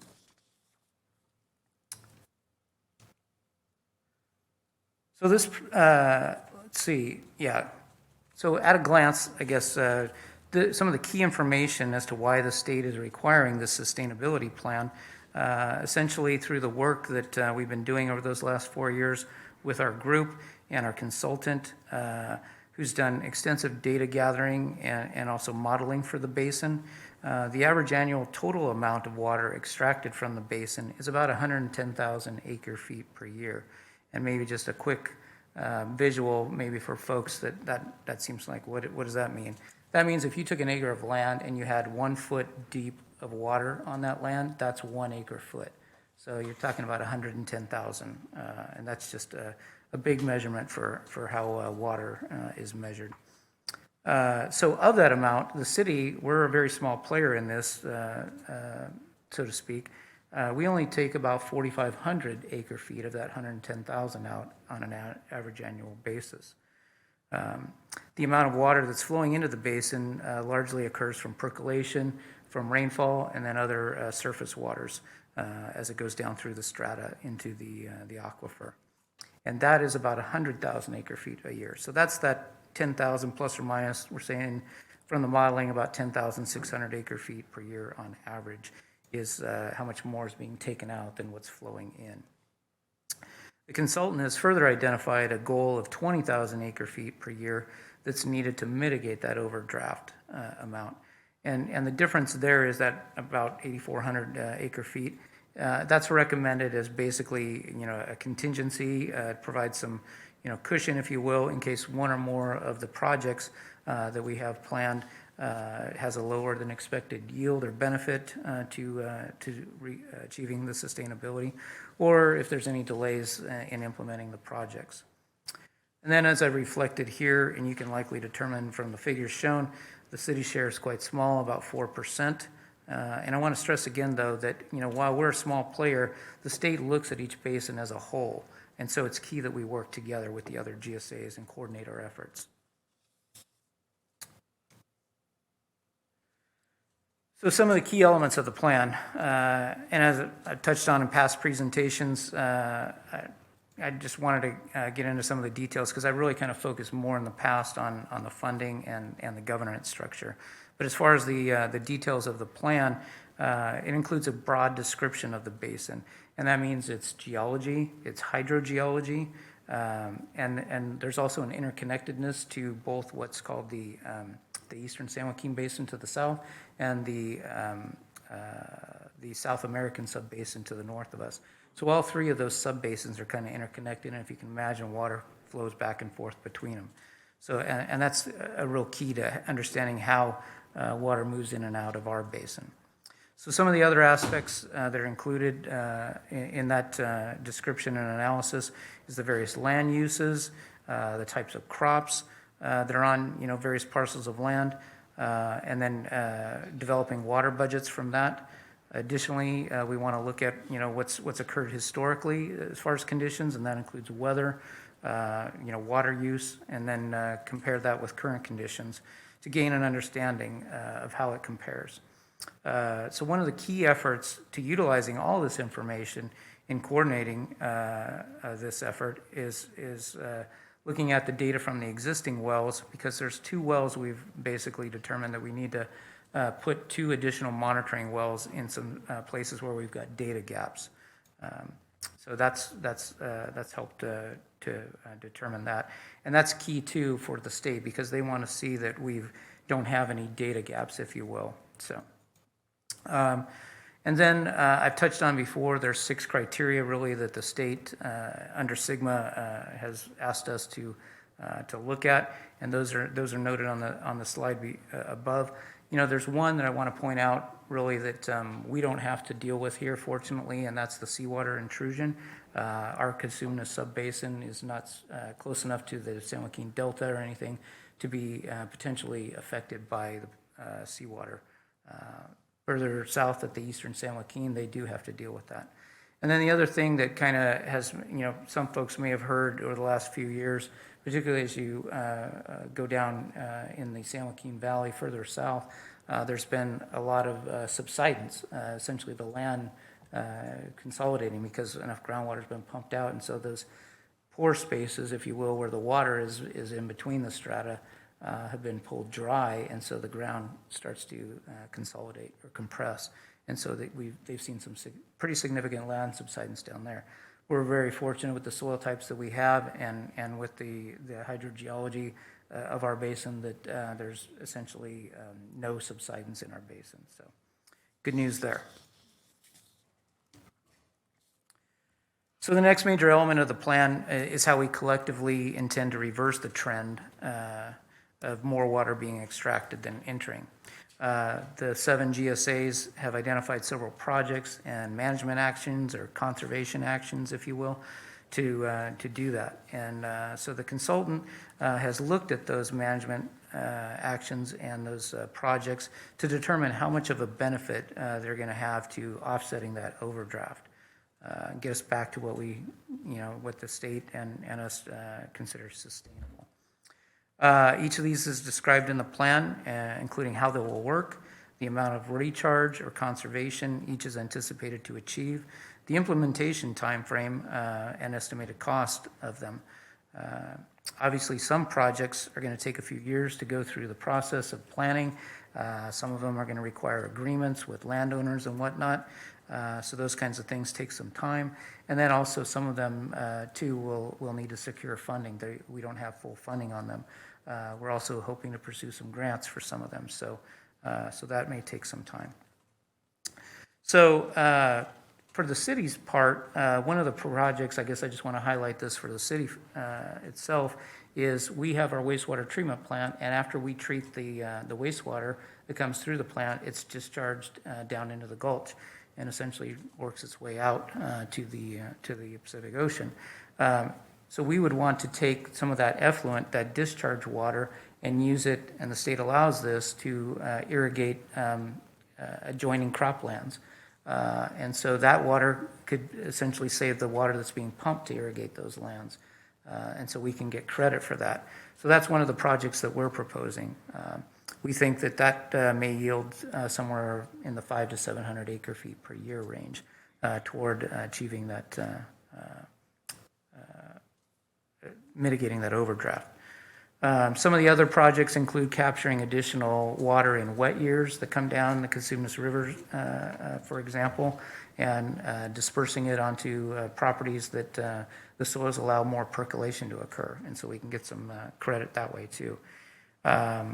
So anyway, lastly, I'll touch on that the plan addresses the estimated costs and funding for all of these projects and actions to achieve sustainability. Obviously, something like this is going to require a great deal of outreach, and so I wanted to kind of highlight the outreach efforts that have taken place, and some of which will continue to occur. So first and foremost, we've had a working group that's been meeting. Again, these are representatives from the 7 GSAs. There's several subcommittees that we've had too, like I touched on, governance and funding kind of subcommittees. So all of those have been publicly noticed meetings, and there's a website that's shown on the slide there, and that's where you can find all the information. There's plenty of resources there that talks about various aspects of what's going on. You can get the plan there. So there's a lot of resources there for folks. And so that's been a key information hub for us. So, and it'll continue to be, so you can watch that website and subscribe to it, and you'll get notifications and whatnot too. So, And then earlier in this past summer, before the draft plan was released for public comment, there were 3 public workshops that were held. And then the draft plan was released in August. We had a 60-day comment period for that, which closed in, I think it was mid to late October. And so the consultant and the GSAs have been working on responding to those comments. We got about, I think it was 148 comments from really 20 commenters. And I mean, they ran the gamut from just corrections to inquiries about, Sigma and why the state is doing this, concerns about fees and funding, how that's going to work. One of the concerns from the ag side was the potential is there to do some land fallowing on a voluntary basis. And from that, because those farmers or pasture land folks are not using groundwater, not pumping groundwater, if we start to see, a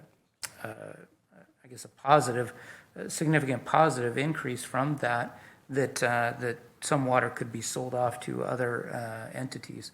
But that's something that, we got a lot of comments about, don't sell any water kind of thing. So that was a big part of it. Things like climate change, and there were some other things too about the tribal and disadvantaged communities. So we got kind of a broad spectrum of comments on the plan.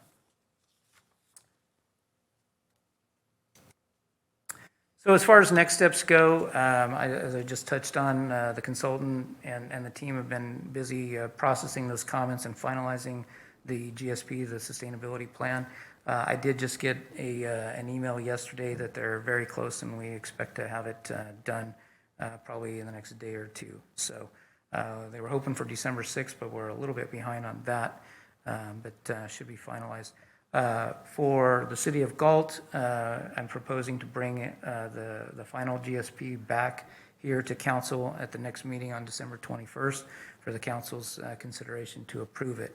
Again, we've got to have it submitted by January 31st, and just with our timing, this is really kind of our one main opportunity to get it done in time to be submitted. So all the other GSAs are doing the same here in the next few weeks. So. And then, and then we'll be implementing the plan once it's submitted, and we'll, during that time, the state will be reviewing it, giving us any feedback, any changes that we need to make kind of thing. But we'll be implementing the plan, starting those efforts on those projects and management actions. We've already had the first board meeting, and so that the board will be meeting likely monthly to kind of get the process up and running. So that's coming. And then we've got to do our ongoing monitoring and reporting back to the state. So that's one of the steps. And then the first annual report, it's kind of odd, but it's due in April of next year. So the consultant's already started on that annual report, getting that monitoring data and starting to put the report together. So that's coming up, and that'll go before that before our CGA board, or the Cosumnes Groundwater Authority board. And then, as I touched on earlier, we did our initial year funding plan. So that's essentially good through June. And so one of the tasks of the CGA board and staff will be to develop a long-term funding plan. And again, each entity, the city being one of 7, we are responsible for our own portion, how we're going to fund it. So for the city, and you're going to hear in the next item that we are going to be building the costs for the city's share into our water rate study. So anyway, you'll hear a little bit more about that in the next item. And so with that, Mr. Mayor and Council, completes my presentation, and I'm available for any questions. And Mr. Clarkson's in the audience as well. So thank you. All right, thank you, sir. Thank you, Mr. Selling. I'm going to go ahead and open the public comment. If you would like to raise your hand on Zoom or on the phone, you may do so. Do we have any comment in the chambers, Tina? We do not. Okay, so public comment period is open right now. Do we have any comments or questions from the council for Mr. Selling? No? Okay. I'm going to keep the public comment open for 1 minute to allow people to call or raise their hand online.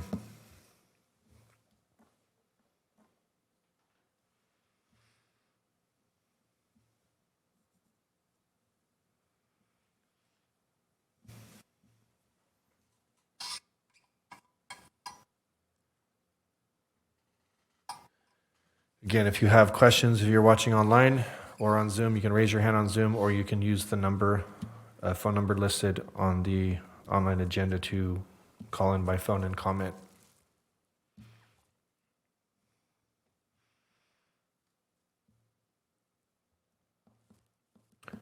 Do we have any hands raised or any phone comments?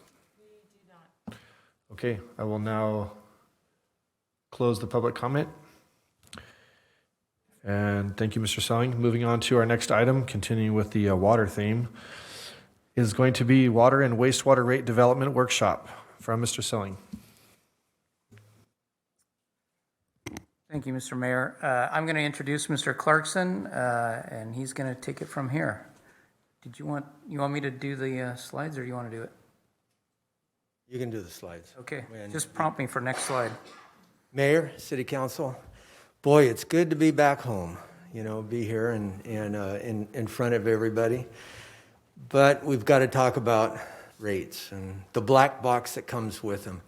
We're going to have a presentation tonight. Boy, this is, my mom tried to gag me for years. And if only she knew it was starting to work. So we have, as Mr. Selling said, we have some costs coming up. We have to look at the health of our utility system. We usually do it about every 5 years. We kind of slowed down because of the COVID that was out here. But what you're going to see in a presentation today, if you kind of look at it like a college syllabus, a lot of it's going to be terms that you've never heard of before. A lot of it, you haven't been stepped through it. You've probably been on a consumer end of it when you see your rates go up and go, what the heck are these guys doing again? What we're going to do with this body is over the next 6 months, we're going to take you step by step through that process. So you're going to be amateur rate developers by the time we're done. And so when a consumer comes to you, you're going to be able to answer a lot of questions of how we develop things, how we do cost of service, the financial plan, and how the regulation works with Prop 218. And that really comes down to everything that we have in utilities was paid by the ratepayers or developers to develop it. We have over $200 million of assets out there that we maintain, that we operate, that's heavily regulated. This is both water and wastewater. Our operators are heavily regulated. All the equipment we buy, all of the chemicals we buy, the lab stuff, all heavily regulated. So what we do out there are things that we have to do by EPA, state, or county standards. And we maintain that over the years. And before I get too far, talk with the city manager, come on out and visit the utilities. Really, we have some really good tours that goes on out there, and you can actually see what's going on and understand where all this costs come from. Our wastewater treatment plant itself, to replace it today, is over $100 million. We have to maintain it. We have to keep it maintained at a certain level because of regulations, and also because to reduce costs to the ratepayers who are paying for the maintenance of this and keeping it up at the standard. Well, with this, we get regulated on how we can collect revenues, how we do cost of service studies, how we do certain things. It has to be defensible in court. It has to meet Prop 218 guidelines. There's so much behind it. The Prop 218, I think, was adopted in the late 1990s, and boy, they added a lot of stuff to it since. So we're going to go through the presentation real quick. If you have any questions, don't feel that you're going to get all the answers tonight, because it's going to really take time. If we were going to go through all of this, it would take 3 hours to do this. We're just going to give you a brief over, knowing that we're going to be back here talking to you and taking you through the steps as we go through this process. And as you heard, I didn't say anything about rate increases. This is rate development. This is seeing where we're at, and we have to see where we're at before we start making decisions down the road. So it's a step-by-step process. on this. So want to introduce Habib Isaac, who's our consultant, who's been with us for a few rate cases, and he'll do the presentation right now. Very well. Thank you, Mark. Good evening, Mr. Mayor, council members, staff, and city constituents. Habib Isaac with IB Consulting. I'm just going to go through a presentation, talk to you about basically rates 101 of what we have to go through with rate design. And would you mind if I take control of that? By all means.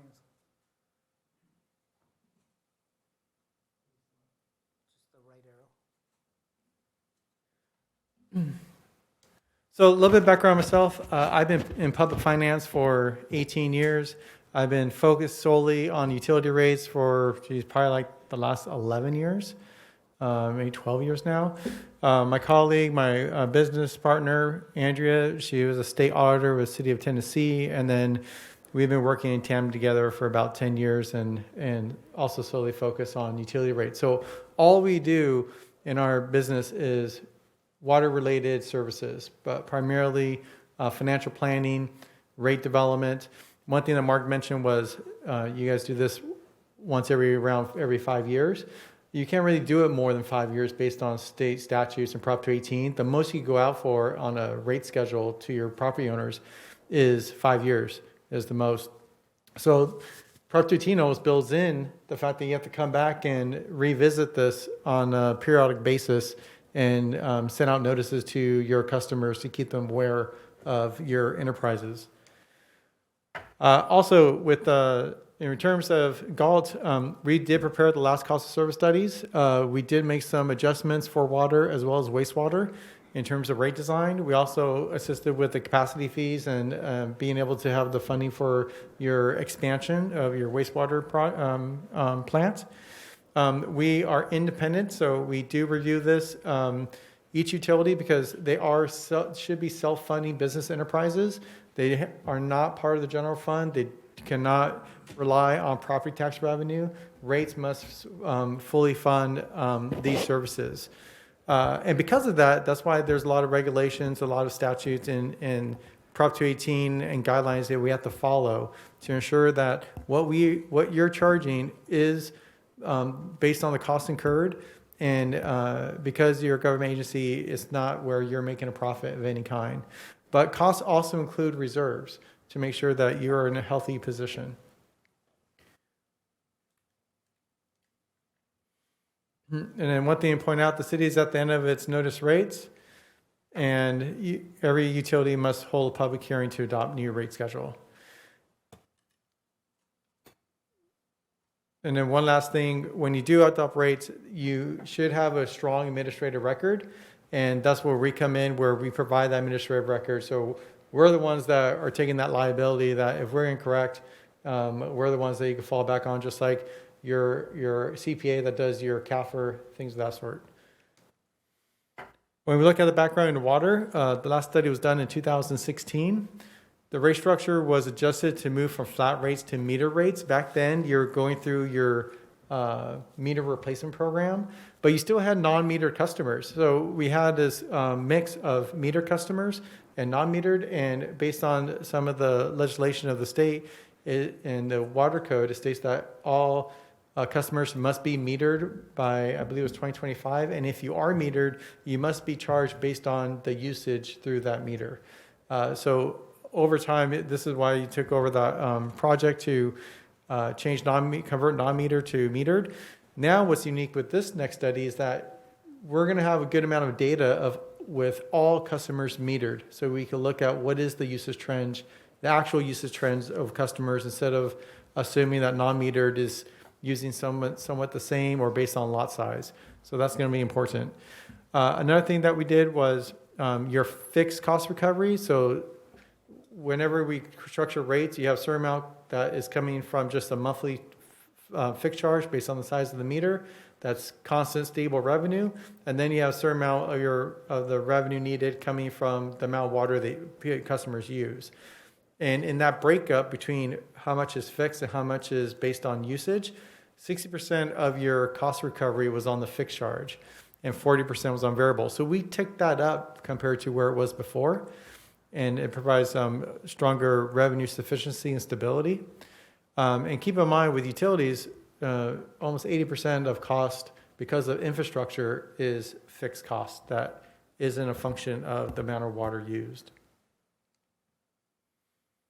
And we always recommend a full cost service study every 5 years. Some agencies do it every 2 years, every 3 years, but during that time period, if they do an update, you can still use the same cost of service analysis that was done a year or 2 years ago.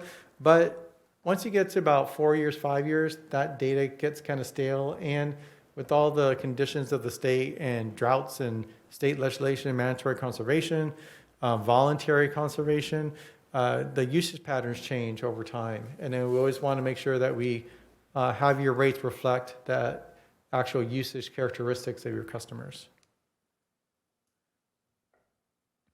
And as I mentioned, you're going to have all your meters, all your customers are now metered. So that's going to give us really sound data. On the wastewater side, that was a 1 year later. We're doing that concurrently, but with wastewater, there's also state revolving fund loans that you're getting. With wastewater, we incorporated the second SRF loan into that last rate study. And so you had a SRF loan number 1 and number 2 that became part of the fixed charge. And then we also restructured non-residential groupings where it was a bunch of different, very specific customer types. And instead of doing that where you're in an area that has potential development, we changed it to grouping them to a low strength, medium strength, high strength. And then that also allowed your staff to identify whatever project or developments coming online, review it, and then inform them where they land in terms of low, medium, high versus, you know, maybe it's a brewery and we're like, well, we don't have breweries. We have a restaurant, but we don't have breweries. I don't know where you land. But now it makes it a little bit easier for them to identify where they should fall. And the same thing, every 5 years, we should incorporate that. And now with meter customers, we then are going to have a better information of how much influent they produce.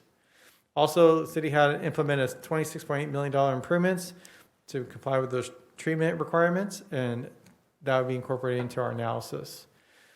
So with the cost of service study goals, our main objectives is one, update your long-term financial plan. So we not only look at the short-term needs, which is probably more detailed, but we also look out in the horizon 20 years, 30 years, just in case there's some big capital project coming online. And then also to slowly build up your reserves to what is best management practices for enterprise funds. You know, there should be a certain amount for operating reserve, a certain amount for capital reserve, rate civilization. If there's going to be some improvements needed for the GSA needs, we go through that. And then we develop an updated cost of service analysis where that is the key to show there is a nexus connected to the rates you're going to charge your customers. That then flows all the way back to your budget and the costs actually incurred. When we do that, we then have to look at what is the best approach or the best rate structure to utilize. So for example, if we do cost service analysis and we see that residential based on usage and peaking characteristics, they need to recover, say, 20% of the total revenue requirement. How we recover that from single family, whether it's uniform or we tier it or we do budget-based rates, this rate structure is still going to generate 20% of the revenue. It doesn't change based on what rate structure we select. What changes, what drives the rate structure is what's the most equitable way to recover that cost from that specific customer class. So this is where we have flexibility that single family, we might tier it, but then commercial, we may just keep it uniform. But the amount that they're supposed to recover on a customer class level stays constant. So if commercial needs to recover $1 million, if we tier it or not tier it, they're still going to recover $1 million. And then we prepare a full report for the water and wastewater studies. And then we're going to walk you through our approach, as well as what is the health of each utility, where are you looking now with current rates, where do we recommend that you end, and then how do we get how do we get there through 2 to 3 viable options. So these are the process we'll be taking. Today is the Rates 101. We'll come back to you to discuss the financial plan and how you're looking for each utility. Once you understand where you need to be and what metrics we're using for the financial health of the utilities, we then come back with the rates at a separate session. So then if you decide or you hone in on certain rates or you want the rates to change a little bit, whether it be how much is charged on the fixed side or variable, whatever levers you decide to change, we then could quote back and connect it back to the financial plan. That if you want this to be lower, then that means we're losing something on the financial health side. And then we could toggle between those to show what's the give and take. And then we'll provide our recommendations from doing this and being experts in the field of what is a couple best approaches. I'm saying a couple or I'm saying viable because there's many ways, pathways to get to the same end result. One could be fix something right away. For example, there might be a need to increase rates in the earlier or the first year because of debt covenants or bond coverage. Whereas if you're looking at getting to a certain level of reserves, we take a very measured approach over the 5 years to reach that level without causing rate shock to your customers. And through all this, we'll do presentations to not just the council, but also to the community through workshops. But right now, this is our Rates 101, so I'm going to go through some of the things that we have to be aware of and keep in the front of our minds when we're going through rates. The first thing, and what's on the forefront, is going to be Prop 218. I'll take each one of these provisions separately. So the first one is an agency cannot collect revenue beyond what is necessary to provide service. This is fairly straightforward, but this is, as one example, is you can't just use rates as penalties when there isn't a cost related to that. So you have to make sure that that is connected to your budget and your cost. Revenues derived by the charge should not be used for any other purpose other than for which that charge was imposed. This is pretty important with cities. With special districts that only provide water, it's pretty straightforward. Their budget is for water. But with cities, this is where you have to be careful where your cost allocation plan doesn't include certain costs that shouldn't be in there, like for police or for fire. Those are services that are unrelated to water. Last one, the amount of the fee may not exceed the proportional cost of service for the parcel. This is where our cost of service analysis comes in, where we show the way we're going to allocate cost to customers is going to be based on the usage patterns and the trends that they're showing and the demand that they put on the system based on how much water they use and how much influent they generate. So this is where that cost of service is very important to show that nexus. And then no charge may be imposed for a service unless the service is actually used or immediately available to the owner or property. With that, you need to make sure that, again, you're not charging for things that are not related to the water fund. Some agencies, for example, they got in trouble where they have a wish list of capital projects and then those never came to fruition. So then you're really overcharging your customers for a service that was never provided. And then this is just more procedurally. You need to send out a notice to your customers of the proposed rates 45 days before the public hearing. So even if we get things done really quick, you still have almost 2 months of just waiting before you can have a public hearing to take action on the item. And then we also recommend either before the notices go out or after to have a workshop with the community. Approach to evaluating rate options. We first look at existing rates, coming back. How do the rates work out? Is there things that, because we did make some changes, what's working and what's not working? And then we also want to know what's the rate objectives. What should we try to achieve with the new rates? Example of that would be funding for the GSP. That's something that we can incorporate into this analysis to make sure that we're hitting some other objectives and goals of the city. Rate alternatives. There's many ways to recover revenue from your customers. Right now, you have tiered rates to residential, and the question would be, should they go back to uniform? Should we keep the tiers? Should we do budget-based rates? I wouldn't say you're a candidate for budget-based rates. That's when you analyze what is the needs of every specific parcel on a parcel-by-parcel basis and give them budgets based on their outdoor irrigation needs. That's really probably not necessary in this case, but that is something we could evaluate. But one thing that's going to probably be important that is for this particular case would be how much should we recover from the fixed variable, between fixed and variable. As I mentioned before, we sit at 60%. Most likely when we do our analysis, we're going to find it's not 60% anymore. Because water usage trends changes, and then you added meters and new connections, it's going to be a little bit different.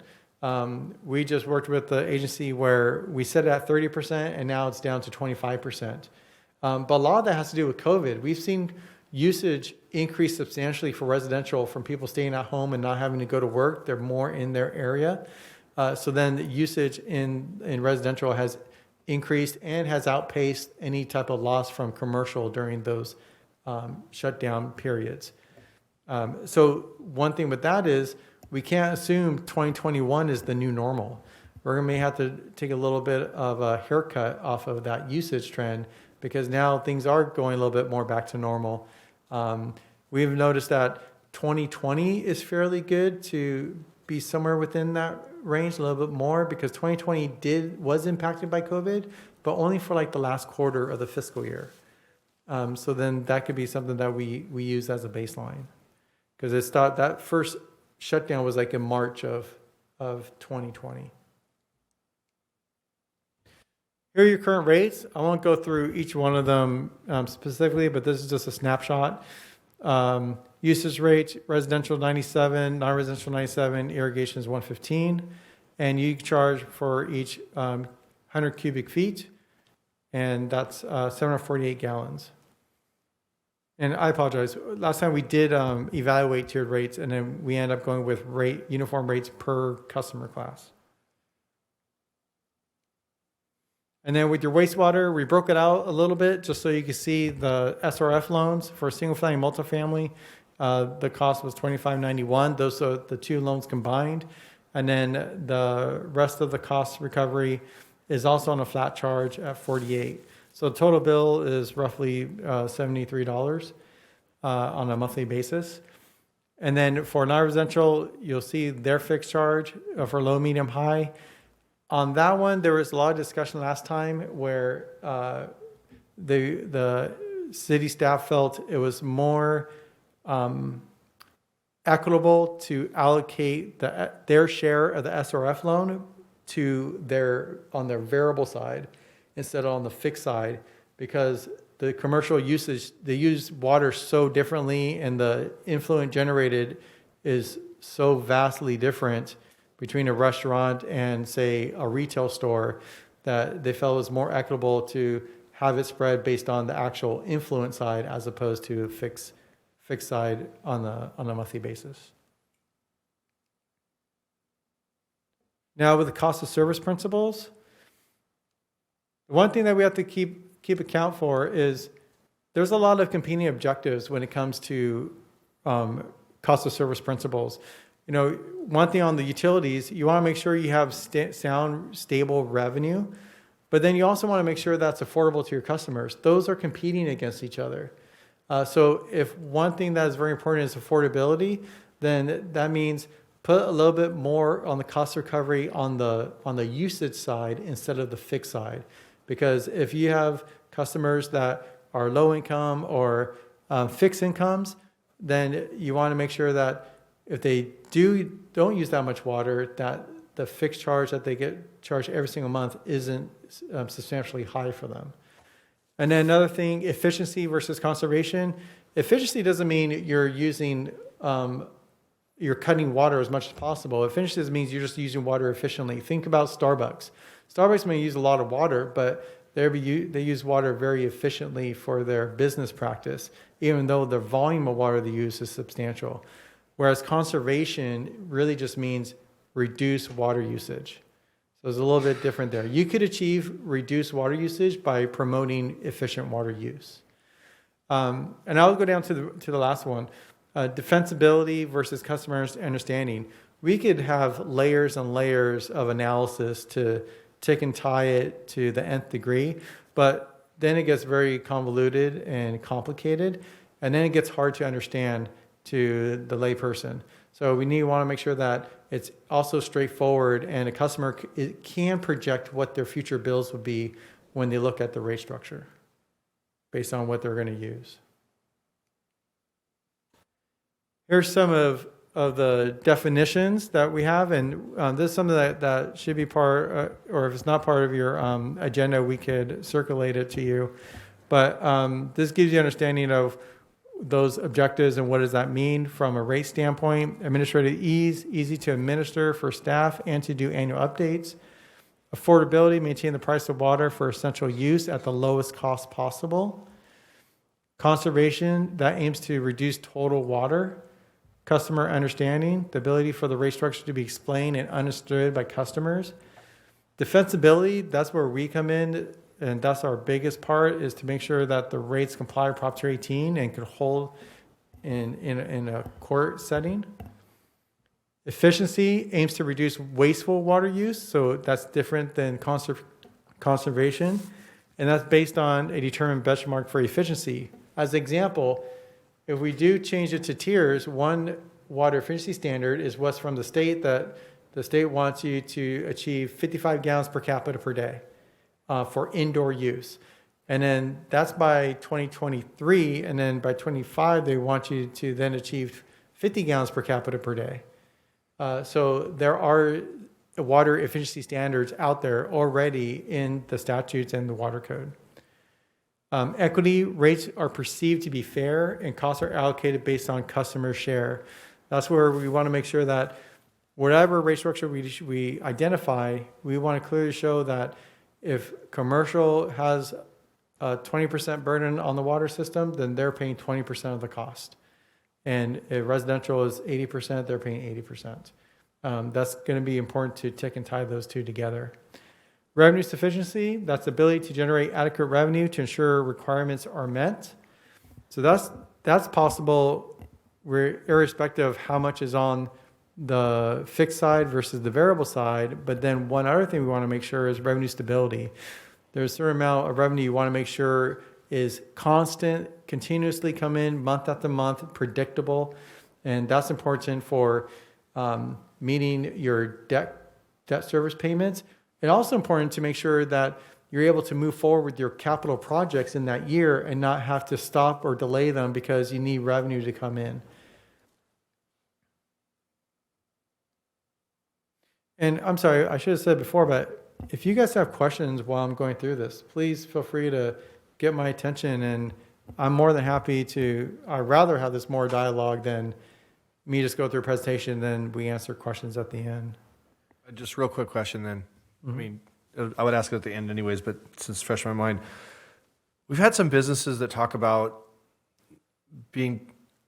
they're questioning, they're upset why they say that their water usage, their freshwater usage is tied to their sewer usage, like it's being tied, like people are assuming, or the city's assuming that if they use 1,000 gallons, that they're discharging 1,000 and they're being charged accordingly. But like landscaping, for example, that water does not reach this. Not all water used reaches the sewer. Right. You mentioned conservation versus efficiency. Well, conservation obviously is just how much, maybe you're just not using as much water. But efficiency would be like, I use, I don't know, I take a bath and then I take the bath water and I use it to water my plants, or, being efficient with that water. Right. So obviously if I'm really efficient with my water, I might be using 500 gallons, but I'm only discharging maybe 100. Mm-hmm. So why on commercial, at least in Galt, are those rates kind of tied together? And am I off base on that? No problem. So when we do an analysis, that's a very common question, not just in Galt, but in everywhere. What we do is we do use return factors to allocate the cost between all the customer classes.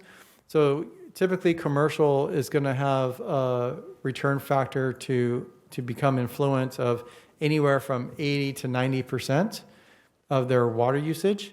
Granted, if they have landscaping, then that could be more on the lower side of the percentage, where if they're, it could be even 75%. But what we do is when we use return factors, so we're allocating the correct amount of cost to commercial.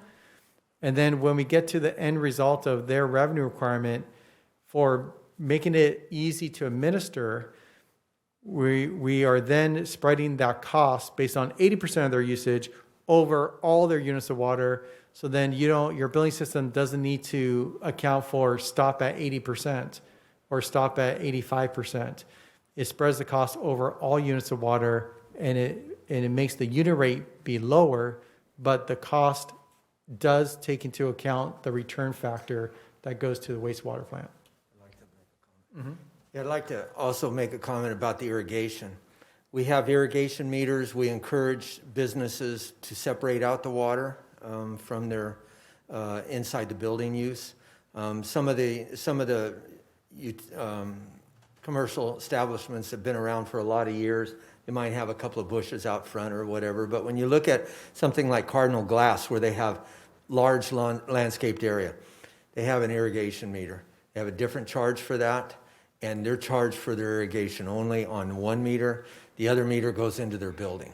So we have that ability to help the customer separate, help them separate the irrigation if they feel that irrigation is a large component of their. There is a cost to that meter. If, say, a smaller business wanted to let's say Mr. Sandu wanted to do that on his hotel, and he wanted to have his irrigation water meter set. I mean, there's a cost associated with the installation of that meter, correct? Correct, and I think he has an irrigation meter.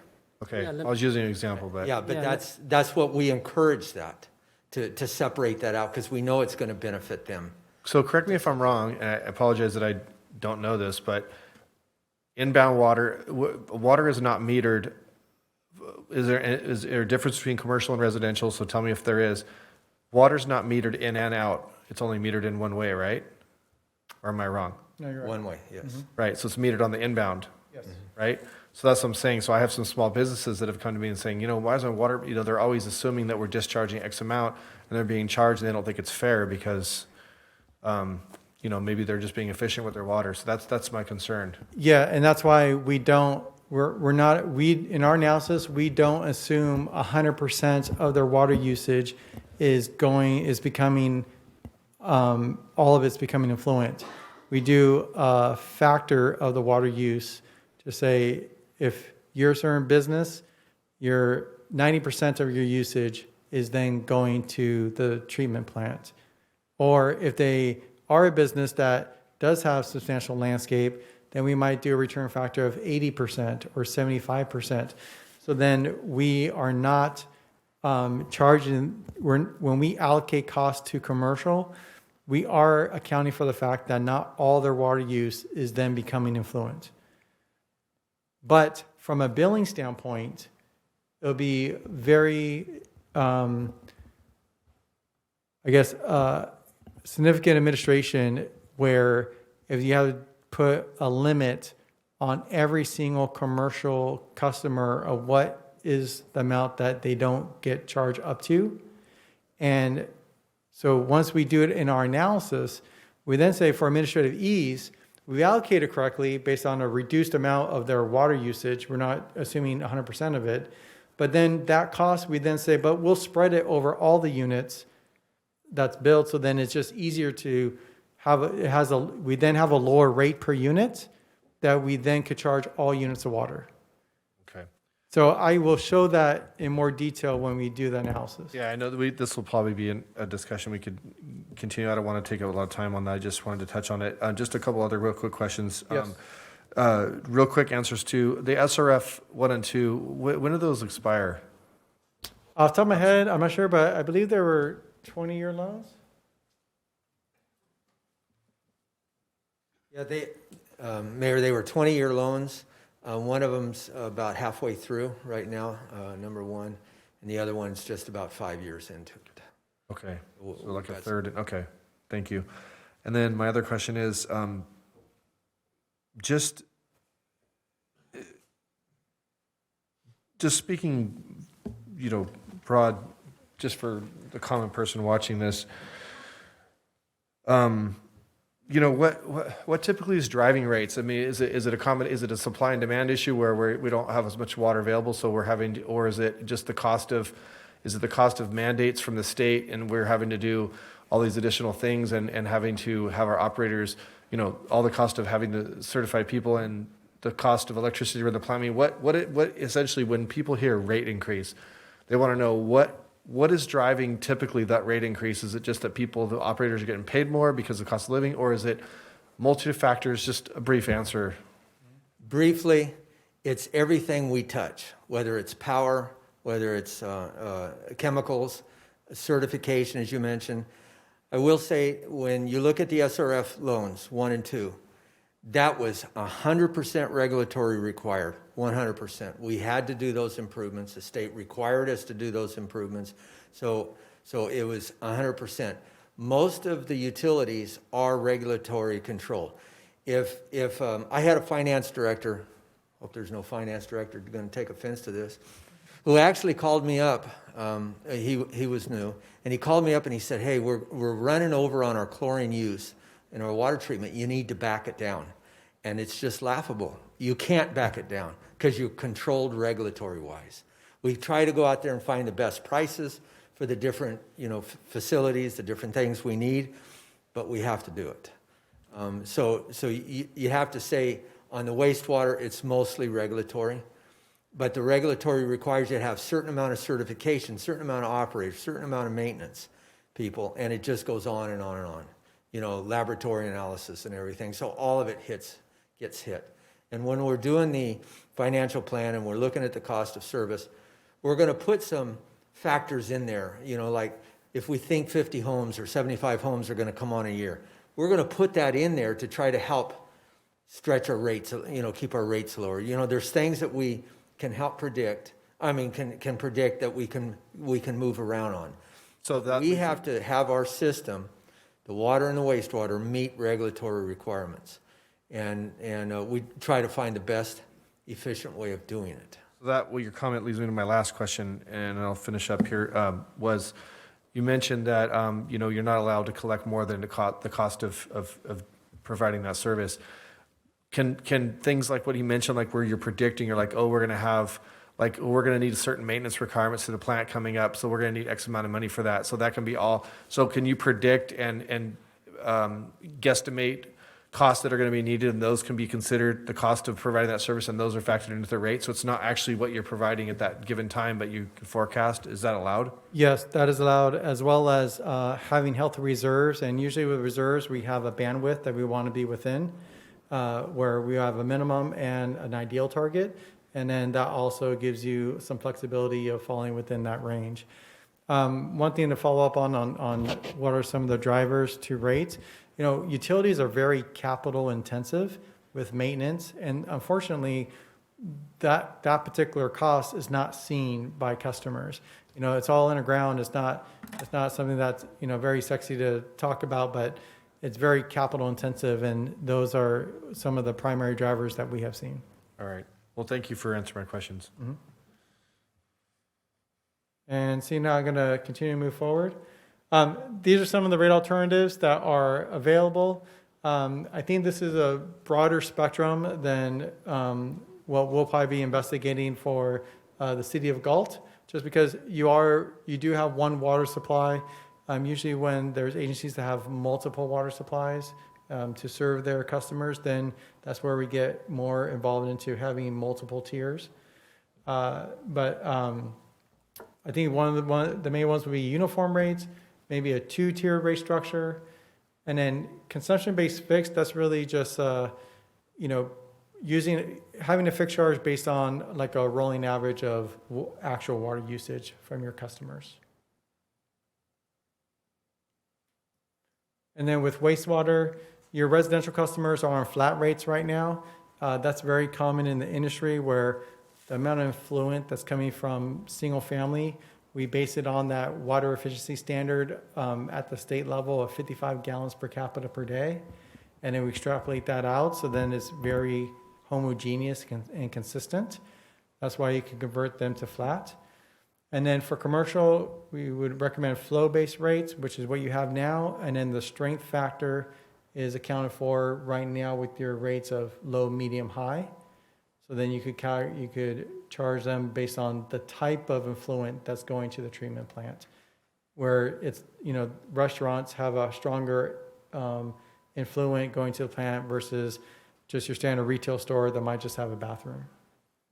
Here, I'll go. And then strategic objectives, some things that you want to consider is, how much do you want to recover from the fixed charge? As I mentioned, our baseline to start, we're gonna start with trying to maintain it at the 60% as just our starting point, because that's where you were before. And then we'll have alternatives of, do you want to keep it at 60%? Do you want to ratchet it up to 65? Do you want to go down a little bit? And then obviously it's like a teeter-totter where if you do, then, the variable rate will go up and down as well. It will be an inverse relationship to that. And then with the wastewater, I think that was going to be more just of a update and keeping your rate structure the way it is. The only other thing would be potentially on those SRF loans on the commercial side, one thing you would be considering is, do you want to pull it out of the commodity rate and put it as a fixed charge, just like you have it for single family and multifamily? So I think I can see that as being one of the rate alternatives we come back to you with.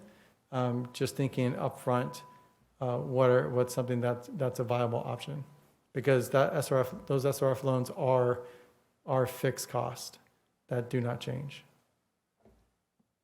Any questions on that?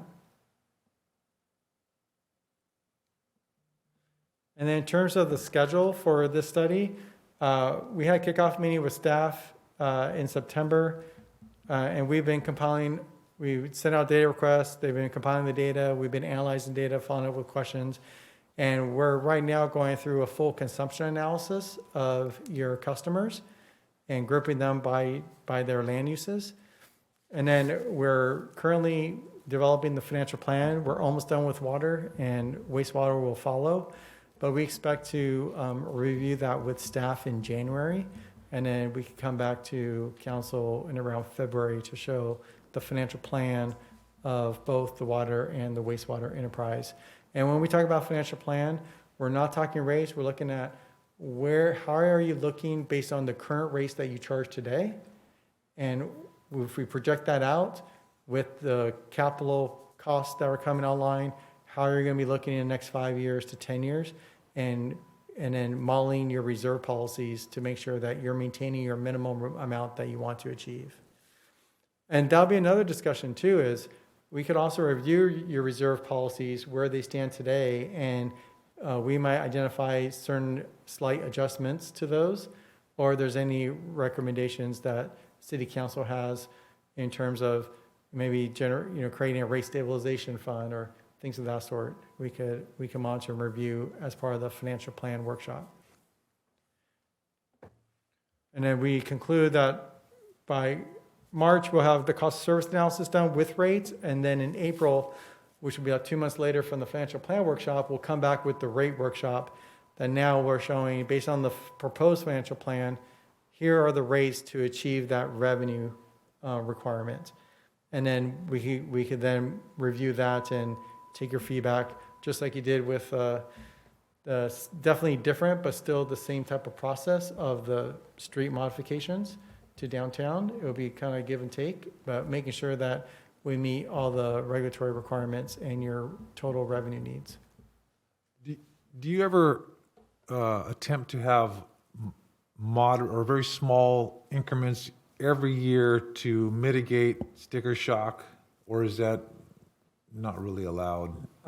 Absolutely. We always recommend doing more modest level adjustments each year to reach your goals. There will be certain circumstances where there could be some cost drivers that gives us no choice. One of the primary ones would be if we have to maintain your bond covenants and bond coverage. That's one we're working with the agency in San Diego, where they have to do like a 9% adjustment in the first year just to meet their bond covenants. And then it goes back down to 4%. So those are things that we look at. And, but we always recommend level adjustments. And I would say that the best way to mitigate rate increases or rate spikes would be if you're addressing your capital needs, your repair and replacement, and you're not deferring capital, then usually those are the agencies that are always doing modest adjustments every year. Those that delay their replacement or, asset management, those are the ones where eventually it catches up to them, and then they have to do a huge rate spike to maintain their system, or to not then be, be more proactive versus reactive to emergencies and things that happen with your infrastructure. At least that's what we have seen in our experience. How significant is the drought effect, like on the uniform rates when we have cutbacks and everybody's forced to use less, therefore they're paying less? Yeah, well, there's another provision of law where with droughts, you're also allowed to incorporate drought rates. And that could tie to, if you have a conservation ordinance, then we would model your different stages of your conservation ordinance to show that if you're in stage 1, 2, 3, then these are the rates that will go into effect in those stages to stay revenue neutral. And if we develop those also have to be in your Prop 218 notice that you send out to your customers. Mm-hmm. Any other council have questions for Mr. Isaac? I just have a comment and then a couple of questions, probably for the next, probably the next 2 workshops. But thank you for the presentation and the overview of what's to come. Rate studies always are pretty sensitive, right? Yes. It's not knowing what is out there. I don't work in wastewater or water, and nor the legislative processes that are involved in that, right? Mm-hmm. And so who knows what the state might be sending our way in the future. But it's always nerve-wracking. But I appreciate the approach of having, the kickoff meeting and then now this meeting to try to talk about it. I'll have quite a few questions as it relates to what is involved in a cost of service in terms of labor and materials, and what does that look like. I'm always concerned, at least from the city's perspective, about unfunded pension liabilities and all of that, and to see really where that plays a part in this. And then also, I did have questions on the SRF. Mm-hmm. It sounds like that's going to be around for a while, yes. Both of them actually. The one question I did have, it was on one of the slides, is $26.8 million that we did in improvements. Mr. Clarkson, what was that from, and what is that the SRF part of that? Yeah, that's SRF number 2, okay. And that project was required in 2010 by the state in a permit that we received. It took us a few years to design and construct it and get the money to borrow, because it was a big chunk of money. So it was a 1.9% interest rate. It was a really good rate that we got on the SRF. But that was number 2, SRF. Okay, and when was that project completed? It was substantially completed in 2016 and finished up in 2017. So within the last 5 years? 5 years, yeah. Okay, got it. Okay. No, and again, just thank you for the presentation and the information. I think it's moving forward. It's going to be interesting to see how this all plays out and the predictions of what the next 10 years look like really for us. Yeah, and I remember last time, council was very sensitive, as all council and boards should be, very sensitive on the rate increases. And one thing with the SRF loan was we want to make sure our customers see it so they know what is in their bill. And those are things that we came back with, and and made adjustments. So we expect that will provide multiple rate alternatives for council consideration as part of the finalizing rates. Yeah, I appreciate that, and the more alternatives, the better.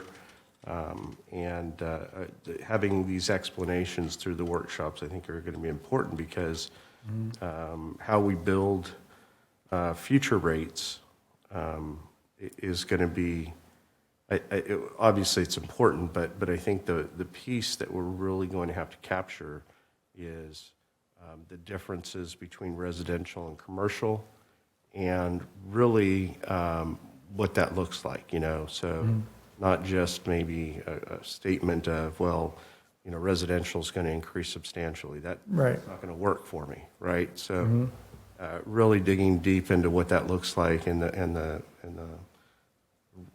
thought processes and the analysis behind how we got to that point or that rate number. So. Yeah, I don't want to take much more of your time, but one thing we typically do as well, because one thing I said was, after 5 years, we need to update the entire consumption analysis to see how different customers use water and what the total usage is by the different customer classes.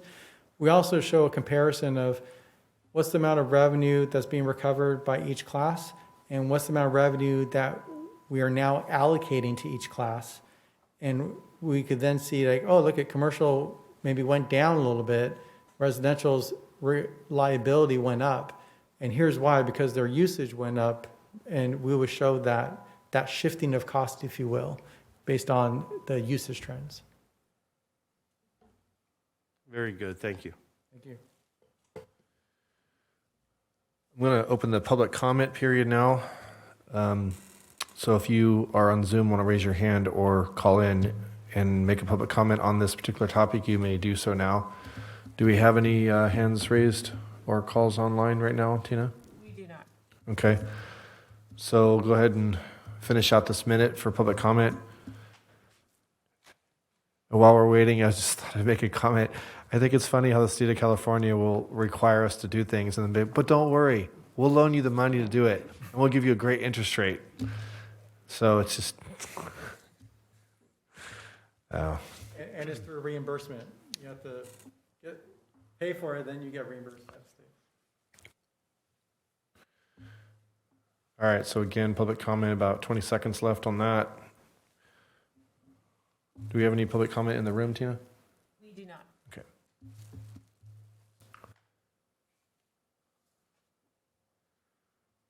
Thank you, Mr. Isaac and Mr. Clarkson, for answering our questions.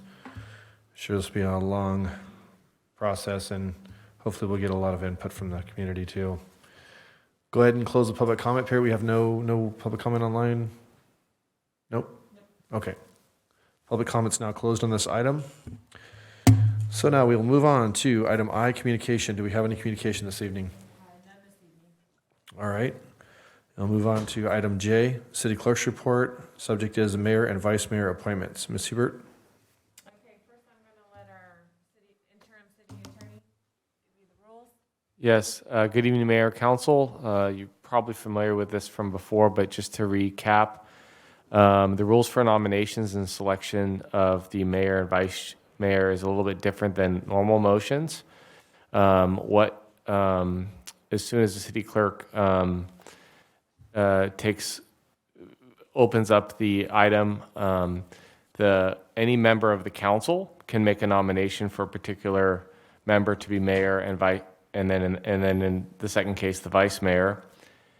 And there is no second needed. And she will keep it open until there are no further nominations. So there could be multiple nominations on the floor. And then there will be a vote taken on each nomination in the order that the nominations were made. So for example, whoever the first person is that nominates a candidate, that will be voted on first and then in the subsequent order. So in the order that they were nominated, as opposed to the reverse order that would normally be made if there's multiple motions for any other item. So Tina will open up the nominations, and then she'll confirm before closing the nominations, and then a vote will be taken on the nominations in the order that the candidates were nominated. Any questions? Starting with mayor and then the same thing over again. Yes, and then after the mayor is selected, then the mayor, the current mayor, Mr. Mayor, will then preside over the vice mayor, and then the seats will change at the next meeting as far as the mayor and the vice mayor. Okay, I hereby open the nominations for mayor. Sean Farmer. Nominate Rich Lozano.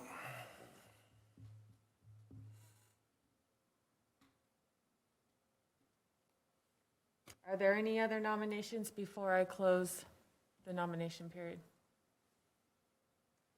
The nomination period is hereby closed. In order, I'm now going to take a roll call vote on the first nomination of Sean Farmer.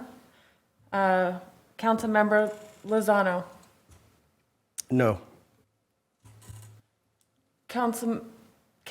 Mayor, Mayor Farmer, Councilmember Farmer. Yes. Vice Mayor Sandu. Aye.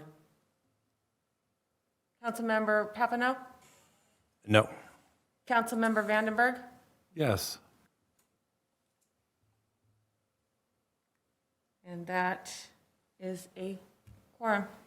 That's 3. So Thank you. that is Sean Farmer for mayor. So now I will accept nominations for vice mayor.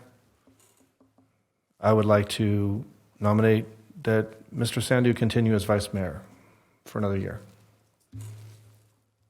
Would anybody else like to make an alternate nomination? I'd like to nominate Councilman Papineau. So we have a nomination for Councilman Sandu and a nomination for Councilman Papineau. Can we get a roll call vote?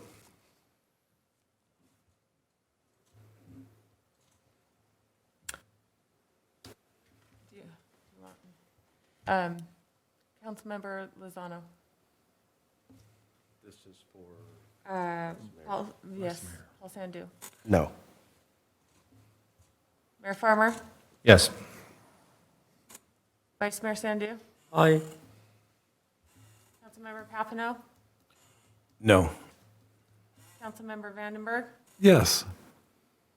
And we have 3 votes for Vice Mayor Sandu. All right. Thank you. Thank you to my colleagues for your support. Thank you, Mr. Vice Mayor.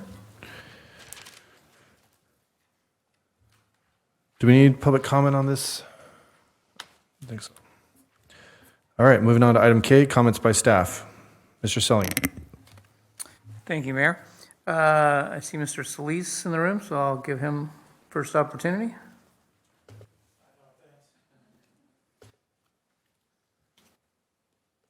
Mayor and City Council, congratulations to both of you. So I want to talk about our Lighting of the Night Parade that we had over this weekend, or the event. I want to thank some sponsors that we had. We had California Waste, who paid for Paige Lamson to come out and give out our photos. This is a photo of myself, city manager, Jackie Garcia, Casey Vaccarezza, and Mary Beth. So they did a great job with that. The Galt Chamber assisted with the pictures. Spawn's Cookies donated cookies for our cookie decorating. Save Mart and Valley Oaks Elementary. So I just want to give a thanks to all those people that helped with that. I want to give a special thanks to Public Works for helping us out clean up after the event, and my staff who worked really hard. And cleaning up after the event was a challenge, and they did an incredible job. Next slide. I want to talk about an event that's going on this weekend. It's called Breakfast with Santa. It's Saturday, December 11th. The only problem is, next slide, please. It is sold out. So if you have your tickets, that's great. If not, they even added another 25 tickets, but that also sold out. If you want to stop by and say hi, that'd be great. And then let's start talking about our next event, just so you guys can put it on your calendar, our Winter Bird Festival, which will be Saturday, February 5th. We will be doing a combination of virtual and in-house events, activities. So please mark your calendar for that. And if you have any questions, I'd be happy to answer them. All right, thank you. Have a good night. Thank you, Mr. Solis.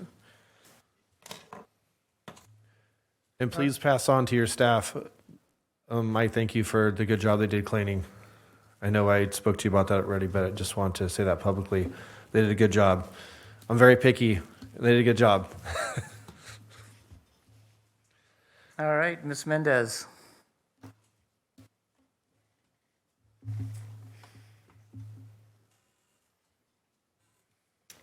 Good evening. I don't have anything further this evening, but congratulations to everybody. Have a good night. Thank you. I see Mr. Hoffman. Looks like he's next.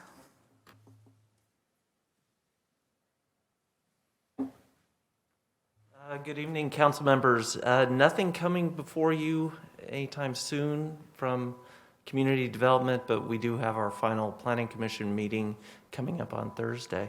Other than that, thank you so much. All right, thanks. Ms. Van Stein. Looks like she's ready to go. Good evening, council. I have no updates this evening. Thank you. Thank you. Chief Kalinowski.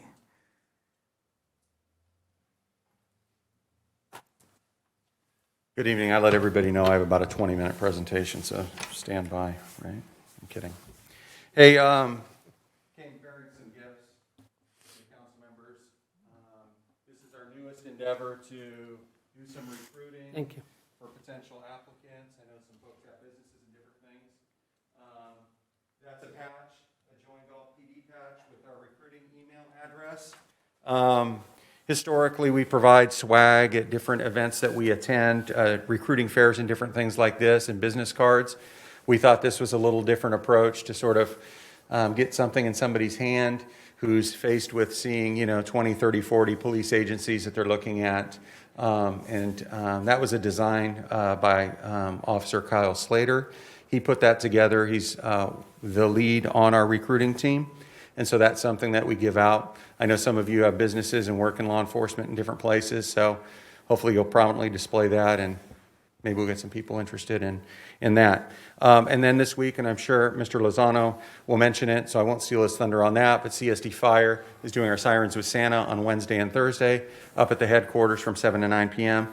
The police department will have participation and be involved in that, and so we look forward to seeing folks up there for that.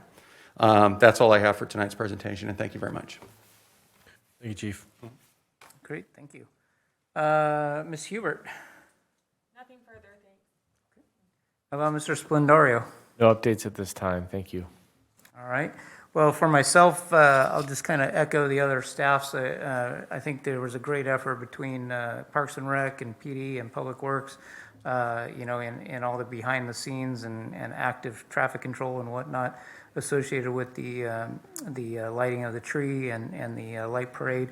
And it was a fantastic event. I was excited to come and see it firsthand. So it's my third year here, so I finally got to see it. So that was great. I also want to just pay tribute to Mr. Adams and Mr. Ballier for their service, and anyone else who served or are serving. I can't stress enough. I guess I come from a military family myself, and just appreciate the service for those who have sacrificed for us as we remember Pearl Harbor today. So with that, I'll congratulate the mayor and vice mayor, and that's it for me tonight. Thank you. All right, thank you, sir. We'll move on to comments by city council members and future agenda items. We'll start with Vice Mayor, Mr. Sandhu. Thank you. First of all, I would like to thank you, all the staff gave us a good report, all the agenda item. I also like to thank you for the public comment, and all the public came in to the open chamber today. Thank you for everyone, sitting there for 2 to 3 hours to personal meeting, come to the chamber. And I also attended the Galt Chamber luncheon last week. Congratulations to Back Alley Brew House for the Business of the Year. They do a lot of our community. We appreciate it. I also attended Christmas activities and parade this past Friday. I think this year may have been the biggest turnout I have ever seen. It was great community get together and enjoyable evening. The city department did a great job organize this event. And lastly, I would like to congratulations to Mayor Farmer and another year as a mayor. Thank you. Thank you, sir.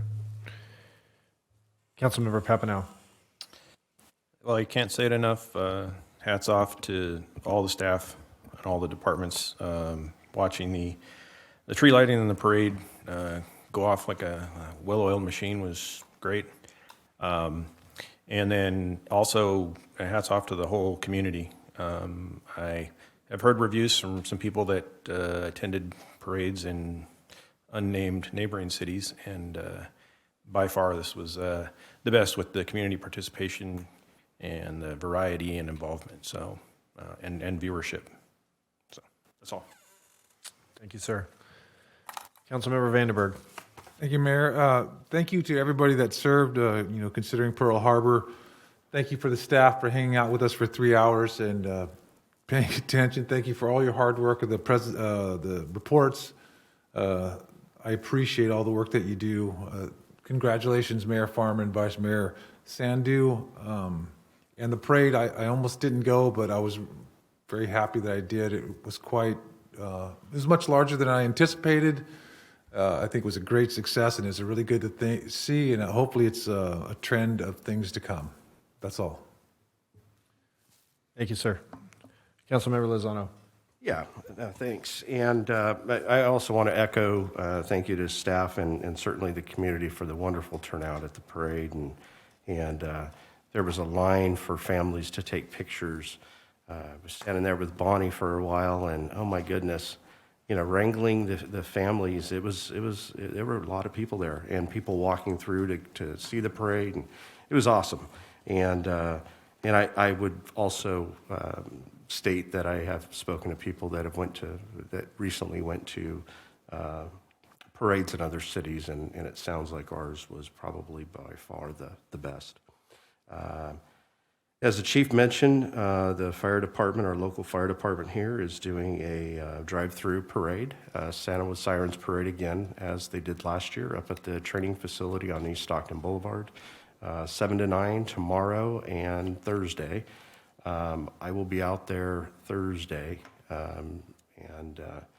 but it's awesome. There's a lot more in store this year in terms of decorations, and I like the fact that that they're getting the word out early. So get out there, check it out. It's a lot of fun. It takes probably about a half hour to drive through it, and bring an unwrapped toy. They're doing a toy drive over there too for the kids of Galt and Elk Grove. So make sure you get out there and do that. Just wanted to mention that Mayor Farmer and I had our first solid waste ad hoc meeting. So we are moving forward on that, just to let the community know. It's even through the holidays, it's going to be work ahead. And so I appreciate staff and Mayor Farmer for embarking on this and getting some work done. And then on the 22nd, I attended a meeting with Disability Rights of California. It's a nonprofit organization that promotes and is quite honestly, really just advocate for people with disabilities. Doesn't matter what age, what disability. So anything from physical disabilities to learning disabilities and whatnot. And the meeting was to get input from our community about how businesses and how the city can really do a lot more to help people with disabilities get employed and such. So it was pretty good, a small turnout, but very good feedback.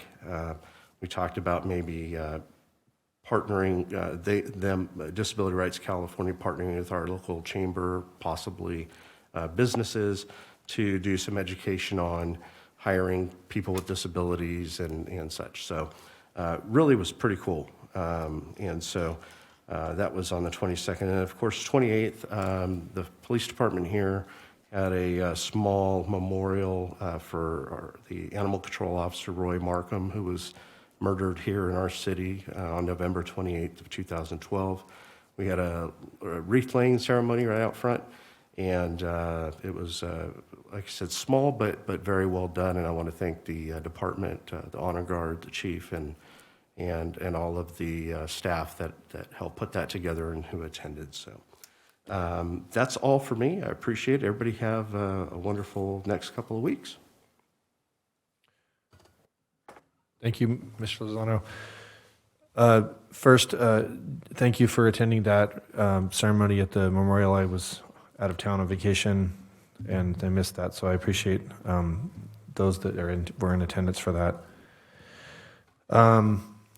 Just want to echo a couple of my fellow council members. Thank you to Parks and Rec, Public Works, anybody else involved. Lighting the night celebration, totally phenomenal. It was great to see a huge turnout. This year, always been in the flow, always been in the parade, whether it was family or as a council member or whatever. This year, it just kind of ran out of time, and so I decided to walk the parade route.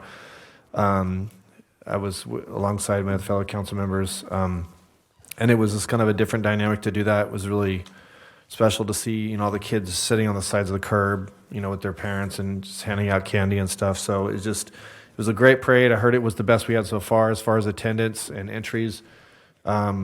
Just super excited to see that kind of thing, because that's what, living in a small town is about. So, and thank you, Mr. Solis, again, for your staff doing an excellent job cleaning up. And there's a little bit of grief on that, the amount of mess that was made, but you guys, can't even tell anything will ever happen. So thank you again for that. I did too attend the chamber luncheon. Congratulations to Back Alley Brew House for their business of the year. I want to thank Mr. Ballier and Mr. Adams for coming tonight. Thank you again, gentlemen, for your service. And I want to thank my fellow council members and Vice Mayor for renominating me and having confidence in me and allowing to serve again as a mayor. It's been an honor, and I will do the best I can this year again. So I appreciate that. Thank you. And last, I have a couple items I just wanted to suggest. I was going to bring this up last time, but it ran out of time. But I had spoken with I spoke with the city attorney and Mr. Hines in our agenda meeting, and there was some discussion about possibly making some change to item E, which is the council reports on regional boards, et cetera. And there was some talk about maybe the council was interested in changing that to not just be reports on regional boards, but also reporting on maybe other meetings or other events that we had participated in an official capacity. We feel like it wouldn't really change the meeting as far as time, because we still would do that at the end. But we feel like there's a lot of viewing and participation in the meetings early on. And sometimes if we were at like a chamber luncheon, for example, it's nice to be able to say those things in the beginning of the meeting and think, or talk about an event we participated in and have the community hear us instead of having to wait till the end. So I would want to know if that would be something we could put on a future agenda item to have a further discussion on it, to see about revamping that and doing some changes just with when we do our comments. Would anybody be interested in having that back for a discussion? Yeah, I would. That'd be fun. Anybody else? We need 3. I'd be willing to. Okay. Is that clear, Mr. Selling? Yes. Okay, thank you, sir. Can I just make a comment real Yes. quick? I would just say that I don't want to put a timeline on that, because I think our plates are going to be really full in the next couple of months. So if you could work with the city manager on the timing of that, mean, it shouldn't be 6 months from now, but certainly not in the next few meetings. Right. Because I know next meeting is going to be a long one, and certainly the second one, or I'm sorry, the third Tuesday in January is going to be a long one, I think, so. Yeah, no, agreed. And the thing of it is, we talked about, it doesn't really increase the length of the meeting, so we're just reversing things because people don't tend to hang out this long. So, all right, well, we'll discuss that, of course, when it comes back. Get together with Mr. Hines and yourself and figure that out when the timing would be fit. And then the other thing is, I probably could discuss this with Lorenzo when he's back, but I just wanted to point it out now just because I wanted to make it more of a official thing than a more of an ask. But correct me if I'm not sure if having these is a requirement of our guidelines that we have to operate under. And I would like to find out if it's not, then if we could possibly reorganize this dais, because I don't like the fact that it might just be an optics thing, but I think that if this is not required and we're all wearing masks and being appropriate guidelines, I would like to see what guidelines we have to fit within to where we can all get all five of us up at the dais and we don't have to have Mr. Vandenberg sitting down below, if that's possible. So if you could pass that on to Mr. Hines, I would appreciate that. I'll do that. Thanks. Thank you. And with that, that's all I have tonight. I want to thank you all for sticking around so late. I know it's been a long meeting, but I appreciate you all participating in our first live meeting. And with that, we will adjourn the meeting at, is that clock still wrong? No. It's right. Okay. At 9:02 p.m.